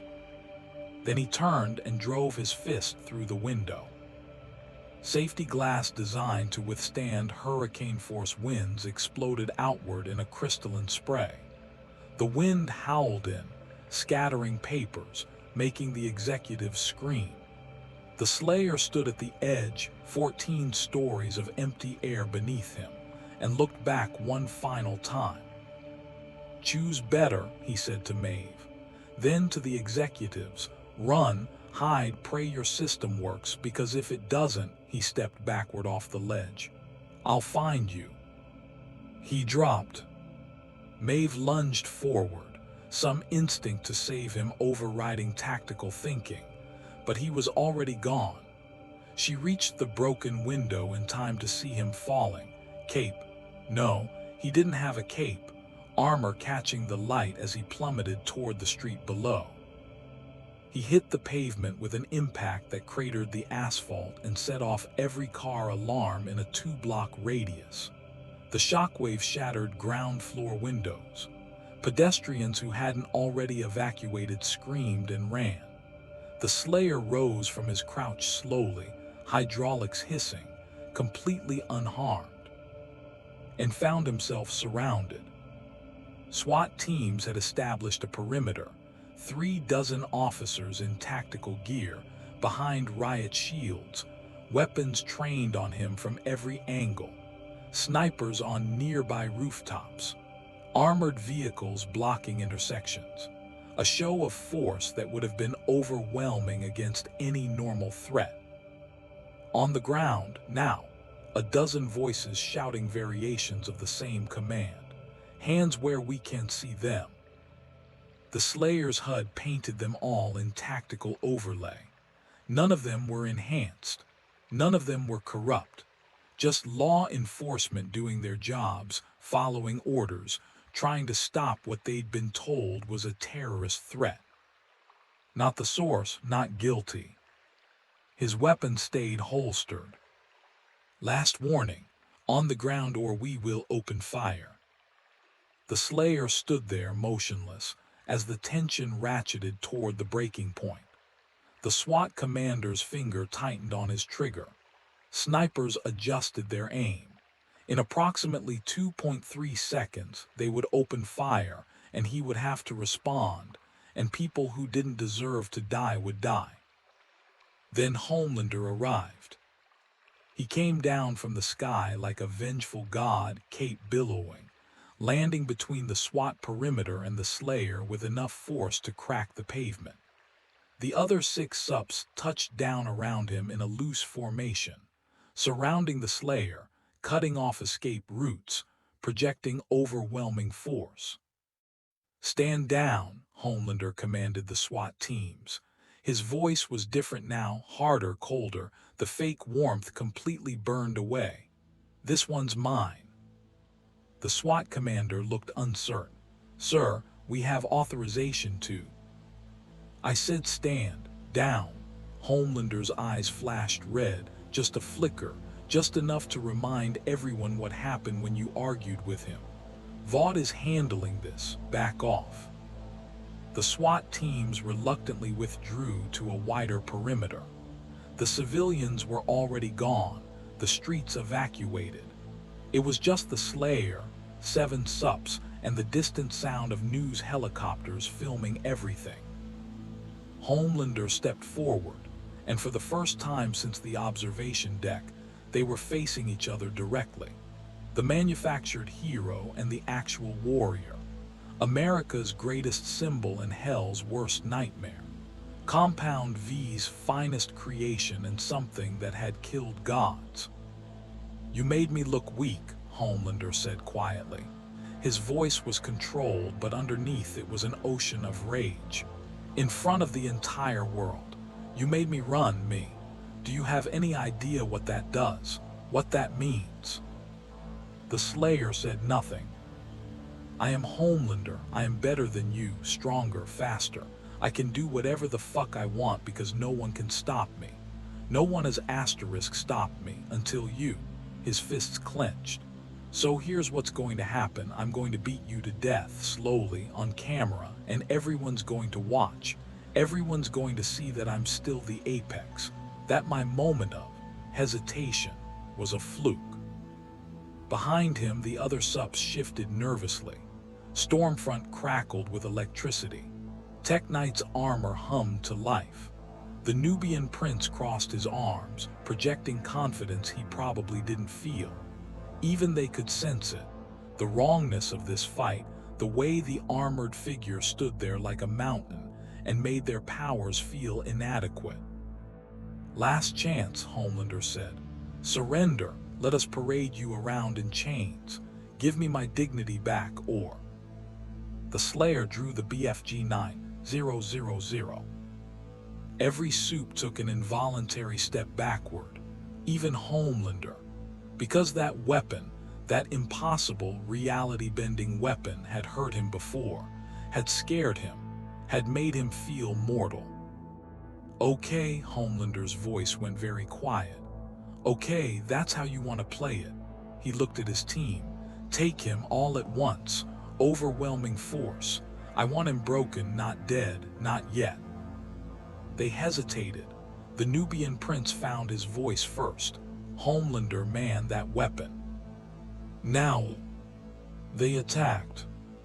Popclaw came in low and fast, claws extended, going for the armor's leg joints.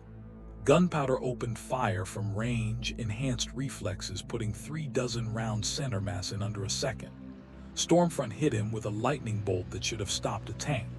The Deep somehow, impossibly, whipped out some kind of whale-themed harpoon gun and fired it. Tech Knight engaged rocket boosters and came in like a missile. The Nubian prince charged straight ahead, fist cocked back for a superhuman haymaker. The Slayer's response was methodical, efficient, and utterly devastating. He shot Popclaw first. The plasma rifle took her in the shoulder, spinning her away with degree burns and a scream that cut through the urban noise. Not lethal, but definitely out of the fight.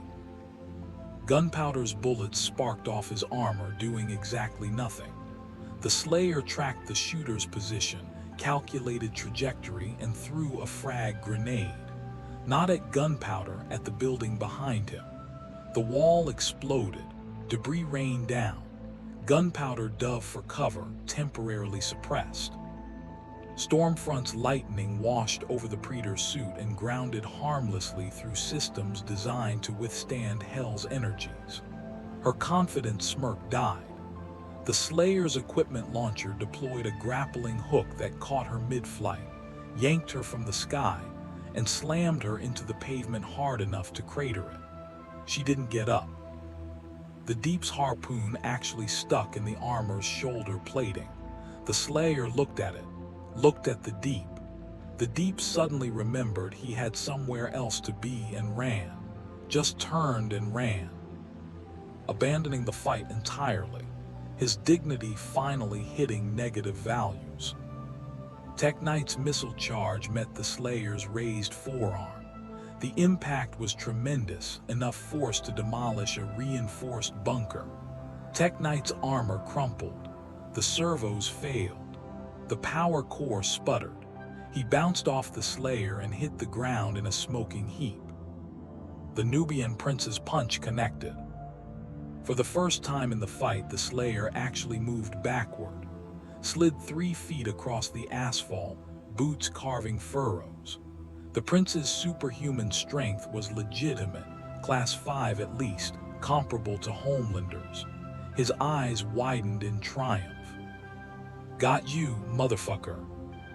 The Slayer's return punch caught him in the solar plexus. The sound was like a car crash. The Nubian prince's eyes bulged.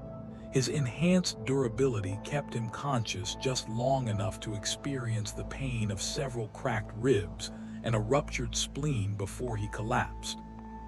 6 subs, down in under 20 seconds.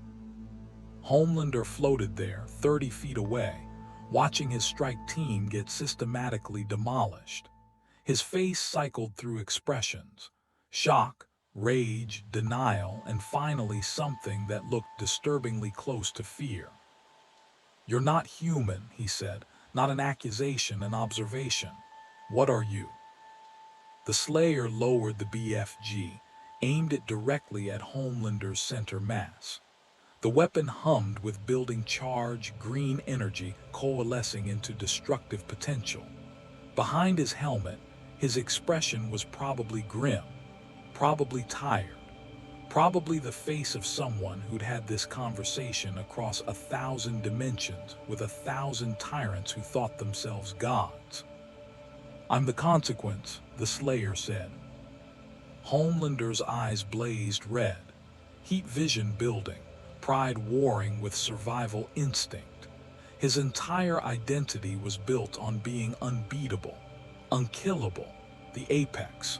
If he ran again, if he backed down again, Everything he'd built, every lie he told himself would collapse. But that weapon, that green hell weapon that had almost killed him before. The standoff held for 3 eternal seconds. Then a voice cut through the tension. "Stand down, both of you." They turned. Queen Maeve stood in the broken window 14 stories up, holding a laptop above her head. The laptop that contained all the evidence, all the proof, all of Vaught's secrets. "It's uploaded," she shouted down. "Every news network, every government agency, every social media platform. I hit send, it's done." Stan Edgar appeared behind her, pale and shaking. "Maeve, what have you?" "What I should have done years ago," she said. She looked down at Homelander. "It's over, the truth's out, the whole world knows now." The Slayer's HUD flickered with confirmation. News feeds exploding. Social media melting down. Government servers overloading with traffic. The evidence spreading like wildfire, too many copies in too many places to ever suppress. Mission accomplished, the source exposed, the corruption revealed, the system's failure laid bare for all to see. He lowered the BFG. Homelander stared up at Maeve, betrayal written across his face. You sided with him, over us, over me." "Over Vought," Maeve corrected. "There's a difference." The Slayer turned and started walking. Not running, not fleeing. Just walking with that same mechanical certainty through the SWAT perimeter. Officers scrambled to get out of his way, nobody willing to be the first to shoot now that Homelander's strike team was down. "Where do you think you're going?" Homelander's voice cracked. "We're not done, I'm not done with you." The Slayer stopped, looked back over his shoulder. His helmet's green glow caught the afternoon light. "Yes," he said simply, "you are." Then he activated something on his gauntlet. A recall command. A dimensional anchor. The same rift technology that had brought him here, reversed and redirected. The air in front of him began to tear, reality splitting along invisible seams, green and red energy crackling as a portal home opened. "No," Homelander flew at him, heat vision blazing, abandoning all caution and strategy in a final desperate attempt to preserve his superiority. The Slayer stepped backward through the rift. Homelander's heat vision hit empty air where he'd been standing. The portal collapsed with a sound like thunder, sealing itself, leaving no trace except scorched asphalt and the echo of something that didn't belong in this dimension. The Doom Slayer was gone. Homelander hovered there, fists clenched, face twisted in impotent rage, while around him his team groaned in pain and news helicopters captured everything, and his world slowly, irreversibly fell apart. In Brooklyn, the boys watched the live feeds with something approaching awe. "He just left," Huey said, "just walked away." "Smart man," Butcher replied. He was smiling though, actually smiling. Dropped the nuke, exposed everything, beat 7 sups and fucked off before the fallout could touch him. Respectable. "The evidence is everywhere," Mother's Milk said, scrolling through his phone. "Congress is calling emergency sessions. FBI's opening investigations. Foreign governments are demanding answers." He looked up. "Vaught's done. Homelander's done. This is actually happening." In Vought Tower's emergency command center, Stan Edgar watched his empire burn in real time. Stock price in free fall. Criminal investigations launching. His phone ringing with calls from board members, investors, and very angry government officials. Ashley Barrett sat in the corner, laughing hysterically. And somewhere, in a dimension where Hell's armies had learned to fear a name, the Doom Slayer removed his helmet, checked his systems, and considered the mission. The corruption was exposed, the source revealed, the guilty marked. If that world's systems worked, if their justice proved real, his work was done. If not, he could always return. Homelander just faced something scarier than himself. The evidence is out, Vought is burning, and judgment is coming. Subscribe to see how this ends and comment whether you think the Slayer made the right choice leaving them alive. 3 weeks after the Slayer vanished, the world was still burning. Not literally, though several Vought facilities had been torched by angry mobs before authorities could secure them. No, this was a different kind of fire, the kind that consumed reputations, toppled empires, and forced a reckoning that decades of corporate manipulation had delayed but never truly prevented. The evidence Maeve had released was comprehensive, damning, and impossible to refute. Grand juries were convened in 14 states. Federal prosecutors worked 18-hour days. International courts issued warrants. The United Nations called emergency sessions. And every day, new revelations emerged from the digital trove the armored warrior had left behind. Compound V's true origin, a Nazi experiment perfected by Frederick Vought, sold to America after the war, weaponized across generations. The children injected without consent, thousands of them, many dead from failed enhancements. The survivors turned into corporate assets. The cover-ups, the massacres, the carefully orchestrated PR campaigns that transformed atrocities into heroic narratives. Stan Edgar was arrested on day 4. He maintained his composure through the perp walk, even managed a slight smile for the cameras, but the evidence was incontrovertible. Conspiracy to commit murder, human experimentation, racketeering. The charges kept mounting. His lawyers argued for bail. The judge denied it, citing flight risk and the sheer scale of the crimes. Madeline Stillwell was already dead. Killed months earlier under circumstances Vought had successfully buried. But her digital ghost lived on in emails and recordings that implicated dozens of executives, government officials, and international partners. The Seven fractured completely. A-Train's injuries from his high-speed collision were severe enough to end his career, even if his reputation hadn't been destroyed by footage of him killing innocent civilians in Cambodia. He gave a tearful interview from his hospital bed, claiming he'd been pressured, controlled, given too much Compound V. Public sympathy was minimal. Black Noir remained in a medically induced coma. The neurological damage from the Slayer's stun grenade had been extensive. Doctors weren't sure if he'd wake up, weren't sure they wanted him to, given what the leaked files revealed about his assassination contracts. The Deep fled to some private island, probably calling in favors with wealthy supporters who still believed in Vought's mission. Nobody cared enough to pursue him immediately.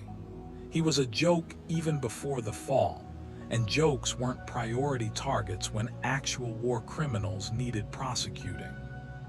Queen Maeve became the most complicated case. She'd released the evidence. She'd exposed the corruption. She'd stood against Homelander when it mattered most. But she'd also been complicit in cover-ups, had participated in operations that killed innocents, had spent years enabling the system she'd ultimately betrayed. Public opinion was split. Some called her a hero for finally doing the right thing. Others called her a coward for waiting so long. Prosecutors offered immunity in exchange for testimony. Her lawyer was negotiating terms. She spent her days in protective custody, giving depositions, and trying to reconcile what she'd done with who she wanted to become. Starlight Annie January held a press conference on day 7. No costume, no makeup, Just a 20-something woman in jeans and a t-shirt, standing in front of cameras telling the truth. "I was injected with compound V when I was 6 months old," she said, voice steady despite visible trembling. "I didn't choose this. My mother didn't fully understand what she was consenting to. Vought groomed me from childhood, controlled my image, my relationships, my entire life." She paused. "I've done things I'm ashamed of, stayed silent when I should have spoken, followed orders I knew were wrong, but I'm done being Vaught's product." She announced her resignation from the Seven, her rejection of the Starlight persona, and her commitment to testifying against Vought. The internet exploded with support, condemnation, and endless debate, but she'd made her choice. Huey stood beside her throughout the press conference, holding her hand. And then there was Homelander, America's greatest hero, revealed as America's greatest monster. The footage was everywhere. Him threatening civilians, casually murdering people who inconvenienced him, planning false flag operations to increase Vaught's stock price. Audio recordings of him laughing about collateral damage. Video of him laser bisecting a protester who'd thrown a bottle at him. But the worst part, the part that destroyed any remaining sympathy, was the footage of him and Stormfront together. Not just the relationship, which was already controversial given Stormfront's white supremacist history, the plans they'd discussed, the cleansing they'd envisioned, the callous disregard for human life, reduced to statistics and PR considerations. Criminal charges were filed. Murder, conspiracy, terrorism, crimes against humanity.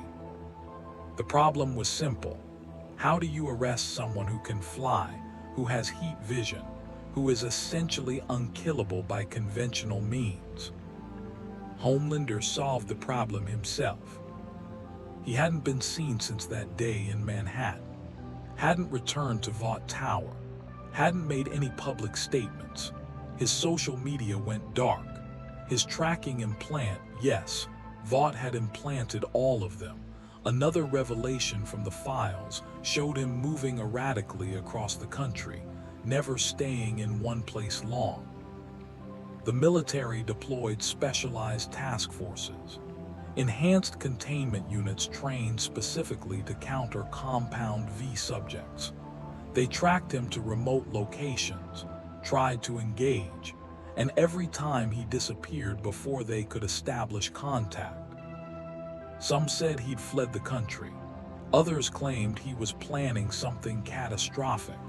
A few optimists suggested he'd gone into hiding, broken by guilt and revelation.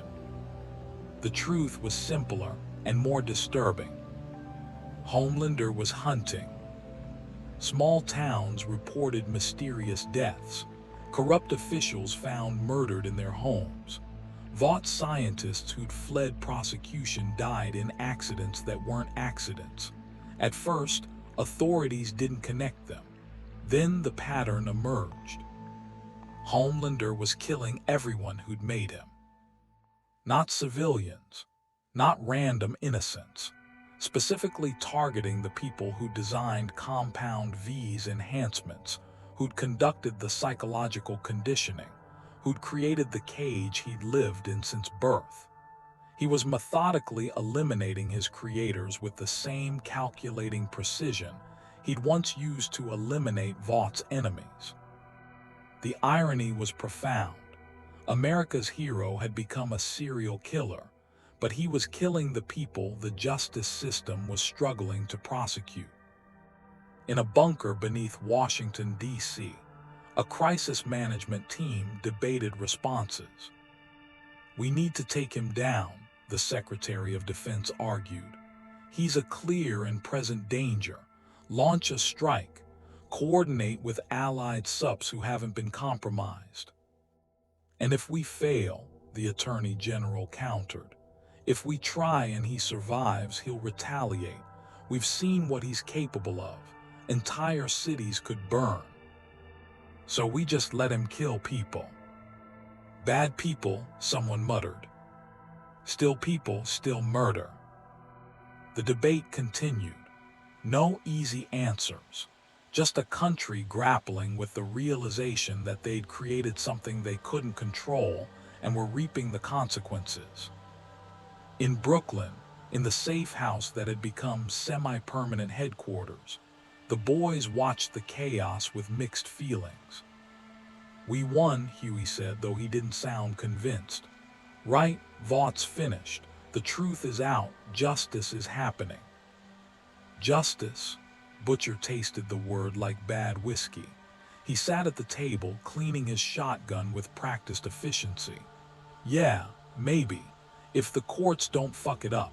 If the rich cunts don't buy their way out. If Homelander doesn't murder everyone before trials even start." "You sound disappointed," Mother's Milk observed. "I'm not disappointed that Vaught's burning," Butcher replied. "I'm disappointed we needed a bloke in magic armor to make it happen. Spent 3 years fighting these bastards, getting nowhere.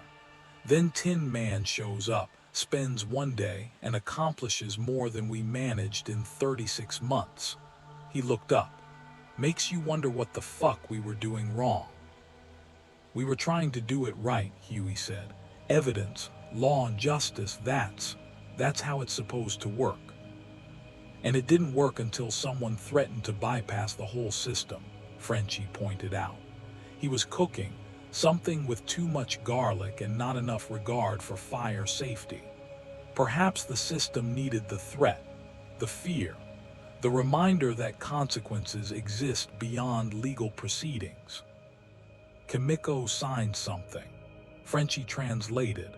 "She says the Slayer understood what we didn't. That corruption this deep doesn't fear laws, it fears violence, fears judgment it can't buy or manipulate." "That's a fucked up thing to be right about," Mother's Milk said. Frenchie agreed cheerfully. "But being right and being comfortable are different things, non." The television in the background cycled through news coverage. Congressional hearings, protest marches, Vaught's stock price, now essentially worthless. International implications as other countries investigated their own superhero programs. The cultural reckoning as people grappled with the revelation that their heroes had been corporate products built on human suffering. And occasionally, brief mentions of the armored vigilante who'd started everything. Speculation about his identity, his origin, whether he'd return. Some called him a terrorist, others a necessary evil. A few even suggested he'd been right to threaten violence, that sometimes systems needed burning down. "Think he's watching?" Huey asked quietly. "Wherever he is, think he can see what happened?" "Don't know," Butcher said. "Don't care. He did his bit, exposed the rot, left us to clean up." He chambered a round in his shotgun. "Question is whether we can finish what he started." A knock at the door silenced them. Everyone's hand went to weapons. They weren't officially wanted yet, but cooperating with a dimensional terrorist, as some prosecutors had characterized the Slayer, put them in legal gray area. Mother's Milk checked the security camera, relaxed slightly. "It's Annie." He opened the door. Starlight Annie stepped in quickly, hood up despite the summer heat, trying to remain inconspicuous. She looked exhausted. Testifying against your former employers and colleagues was apparently draining. "Hey," she said, managing a tired smile for Huey. He crossed to her immediately, and they held each other like drowning people finding driftwood. "How bad?" Butcher asked. "They're offering deals," Annie said. "Lesser charges in exchange for testimony. Some of the executives are taking them. Stan Edgar won't. He thinks he can beat it." She laughed bitterly. "His lawyers are arguing he was just a businessman, that he didn't know about the worst stuff, that he was technically within legal bounds." "Bullshit," Mother's Milk said flatly. "Complete bullshit," Annie agreed. But he's got expensive lawyers and political connections and enough money to drag this out for years. And he's not the only one. Half of them are finding loopholes, technicalities, ways to minimize their culpability.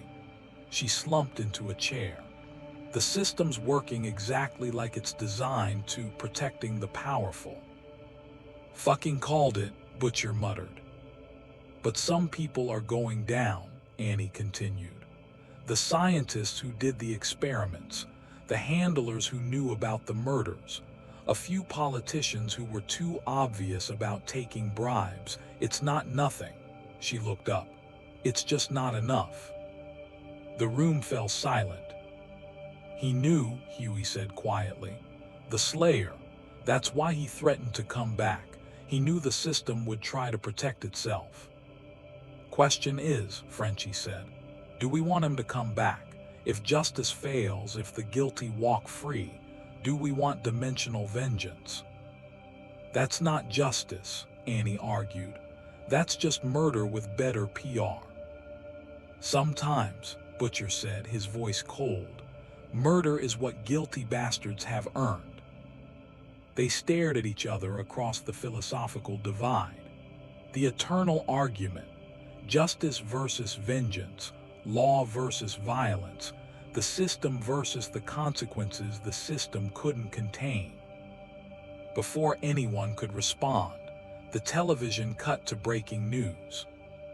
Reports of an incident in Wyoming. Homelander has been spotted at a secure facility. They crowded around the screen. Footage from security cameras showed Homelander landing outside a nondescript building in the middle of nowhere. This wasn't rage, wasn't uncontrolled violence. He walked through the entrance with calm purpose, heat vision carving through security like they were paper. That's a black site, Mother's Milk said, recognizing the architecture. Where they did the worst Compound V experiments, off the books. Children who didn't survive the trials are buried there. On screen, Homelander emerged 15 minutes later. The building was burning behind him. He looked directly at the camera, and for just a moment his expression was readable, hollow, broken, satisfied. Then he flew away, and the building collapsed into flames.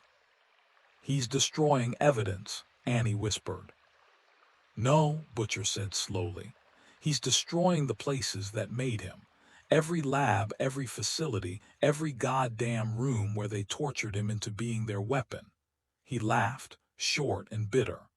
Mad cunts burning down his own origin story. Should we? Huey started. Do what? Butcher interrupted. Stop him. He's doing what we couldn't, what the law won't. He's making sure those places can never make more monsters. He paused. Hard to argue with that. It's still murder, Annie said, but her voice lacked conviction. The scientists in that facility had created her too, had injected her as a baby, had taken her choice. Yeah, Butcher agreed, it is. The news continued. More footage, more destruction. Homelander's systematic campaign against his own creation. Authorities were scrambling, but every time they got close, he was gone, moving to the next target with purpose and planning that suggested this wasn't madness. It was a mission. Frenchie's phone buzzed. He checked it, frowned, and looked up. We have a message, encrypted, routed through about 40 proxies. He opened it. Read. His expression shifted to something between amazement and concern. Merde. What? Mother's Milk demanded. Frenchie turned the phone around. On screen, a simple text message. System failing. Corruption remains. Judgment postponed, not cancelled. Watching. Waiting. If justice does not come, I will return. RIP and tear until it is done. No signature, no source, but they all knew who'd sent it. He's still watching, Huey breathed. Monitoring everything, waiting to see if. If we can fix this ourselves, Annie finished. If the system can actually deliver justice. She looked around the room. And if it can't, then hell comes back, Butcher said. He smiled, and it was a terrible thing. Good. Let them sweat. Let every guilty bastard who thinks they're untouchable look over their shoulder. Let them wonder if expensive lawyers and political connections matter when something unkillable decides they've earned consequences. That's, Annie struggled for the word. That's tyranny, rule by fear. Maybe, Butcher agreed, or maybe it's accountability, real accountability, the kind that doesn't give a fuck about wealth or power or how many senators you own. He stood up, stretched. Either way, it's not our call anymore.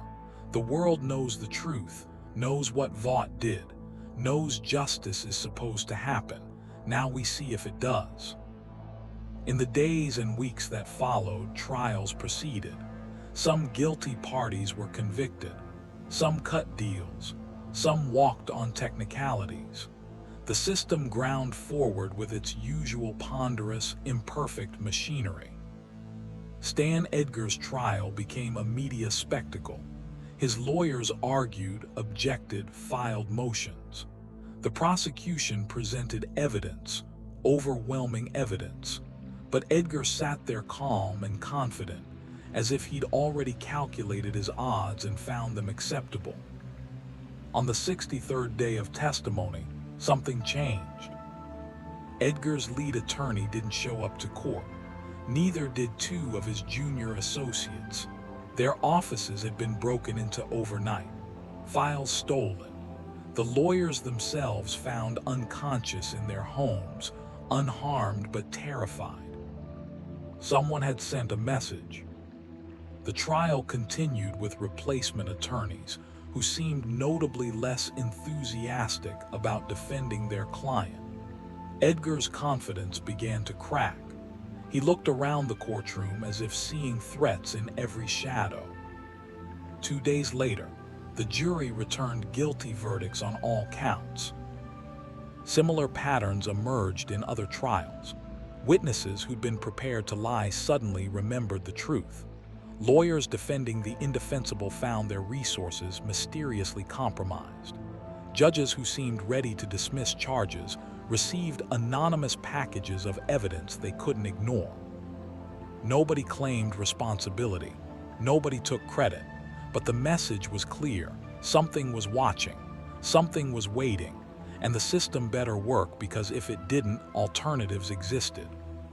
Homelander's rampage ended on day 47. Not because he was stopped, because he'd completed his mission. Every facility, every laboratory, every site connected to his creation had been destroyed. The scientists responsible were either dead or in custody. His makers were gone. He turned himself in at the burned-out shell of the facility where he'd been born. Military forces surrounded him. Enhanced containment units, experimental weapons, teams trained for this exact scenario. He could have killed them all, could have fought, could have tried to flee. Instead, he landed in the center of their formation, hands raised, and said simply, "I'm done." The trial, when it came, would be unprecedented. Unprecedented crimes, unprecedented defendant, unprecedented consequences. But that was months away. For now, he sat in a specialized containment facility, silent, waiting. Some said he'd given up. Others thought he was planning something. The truth was probably simpler. He destroyed everything that made him, and now there was nothing left but accountability. 6 months after the Slayer vanished, Butcher stood on a rooftop in Manhattan, looking out at the city. Huey had convinced him to come, said it would be good for him to see what they'd accomplished. The city looked normal. Traffic flowed. People lived their lives. Vought Tower still stood, though it was being converted into low-income housing. The Seven's headquarters was now a museum documenting corporate corruption. Starlight's statue had been removed. Homelander's image scrubbed from buildings, replaced with memorials to his victims. "We did it," Huey said, joining him at the edge. "Not perfectly, not completely, but We did it. Butcher grunted. Some got away, some cut deals they didn't deserve, some are still out there plotting comebacks. Yeah, Huey agreed, but more of them didn't. More of them are facing consequences. The system's not perfect, but it's working. He paused. Think it's enough? Think he'll stay gone? Butcher considered the question, thought about the message they'd received, about the trials, the convictions, the guilty parties finally facing justice, about Homelander in custody, about Vought destroyed, about Compound V's production halted and its distribution networks dismantled. Maybe, Butcher said finally, maybe it's enough. Maybe he'll decide we earned our chance. Or maybe, he looked up at the sky, at the empty blue expanse where rifts to other dimensions might tear open. Maybe he's already moved on, fighting some other hell in some other world, leaving us to figure out our own salvation. Hope so, Huey said, then quieter, though part of me wouldn't mind knowing he was still watching, still ready to come back if we fuck it up. Accountability, Butcher said, real accountability, knowing that somewhere something exists that doesn't care about your money or power or political connections, something that will rip and tear until justice is done. He smiled slightly. Yeah, world could use more of that. They stood there in silence, two men who'd fought monsters and one, partially, imperfectly, but genuinely. The city spread out below them, healing slowly, learning to function without corporate superheroes, building something new from the ashes of corruption. And somewhere, in a dimension where demons learn to fear a name, the Doom Slayer removed his helmet, checked his systems, and closed a file marked Earth Designation BOIS. Mission parameters: expose corruption, eliminate source, force accountability. Status: complete conditional. He'd return if needed, if the system failed completely, if corruption rebuilt itself, if justice became a lie again. But for now, they'd earned their chance. They'd proven they could face their own demons without interdimensional intervention. The file closed. Another opened, a different Earth, a different corruption, a different hell that needed purging. The war was eternal, but so was he. And in every dimension, in every hell, the message remained the same. R.I.P. Antir until it is done. The Doom Slayer's intervention in the boys' universe lasted only hours, but its consequences echoed for years. Vought International collapsed completely within 18 months, dissolved through criminal prosecution, bankruptcy proceedings, and public rejection. The Compound V formula was classified as a Schedule I substance, its production banned internationally. The children who'd been forcibly enhanced received government support and therapy, learning to live with powers they'd never chosen. Homelander's trial became the longest in American history, guilty on 217 counts, sentenced to specialized containment for life, not prison, because no prison could hold him, but a facility designed specifically to neutralize his abilities while preserving his humanity. Some called it justice. Others called it mercy he didn't deserve. He never spoke at his sentencing, just stared at the empty gallery as if searching for someone who wasn't there. Queen Maeve testified for the prosecution in 14 trials. Her immunity held. She retired from superhero work completely, moving to a small coastal town where nobody recognized her face. She and Alina opened a bookstore. Some nights, she still dreamed of armored warriors and impossible choices, but she'd made her peace with being human. Annie January, no longer Starlight, worked with congressional committees to establish oversight for any future enhancement research. She married Huey in a small ceremony. No cameras, no publicity, just two people who'd survived corruption and found something real on the other side. The boys disbanded, technically. Butcher took a security consulting job that was definitely a cover for something else. Mother's Milk returned to his family. Frenchie and Kimiko opened a cafe in Paris that may or may not have been a front for helping enhanced individuals escape exploitation. And every so often, when corrupt officials got too comfortable, when corporate malfeasance seemed poised for comeback, When justice appeared ready to fail, someone would receive an anonymous message, just text on a screen. Watching, waiting, justice or consequences, choose. Nobody ever traced the source. Nobody ever proved the connection, but behavior changed. Settlements were paid, resignations submitted, guilty parties turned themselves in. Because somewhere, perhaps across dimensional barriers, perhaps closer than anyone knew, something watched, something waited, something that had shown an entire world what accountability looked like when all other options failed. The doomed Slayer had taught Earth a lesson hell had learned millennia ago. Corruption could hide behind laws, wealth, and power, but it couldn't hide from judgment. And when judgment came, when righteousness decided you'd earned consequences, no amount of money, influence, or superhuman ability would save you. The world learned to police itself, because the alternative was something that didn't negotiate, didn't compromise, and didn't stop until evil was purged. They called it the reckoning effect, the phenomenon where powerful people suddenly developed consciences when facing something that couldn't be bought, manipulated, or killed.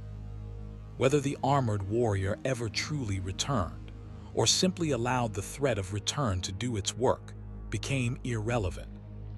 The world was better for his brief, brutal intervention. And that ultimately was the point. May the Force be with you. More stories await.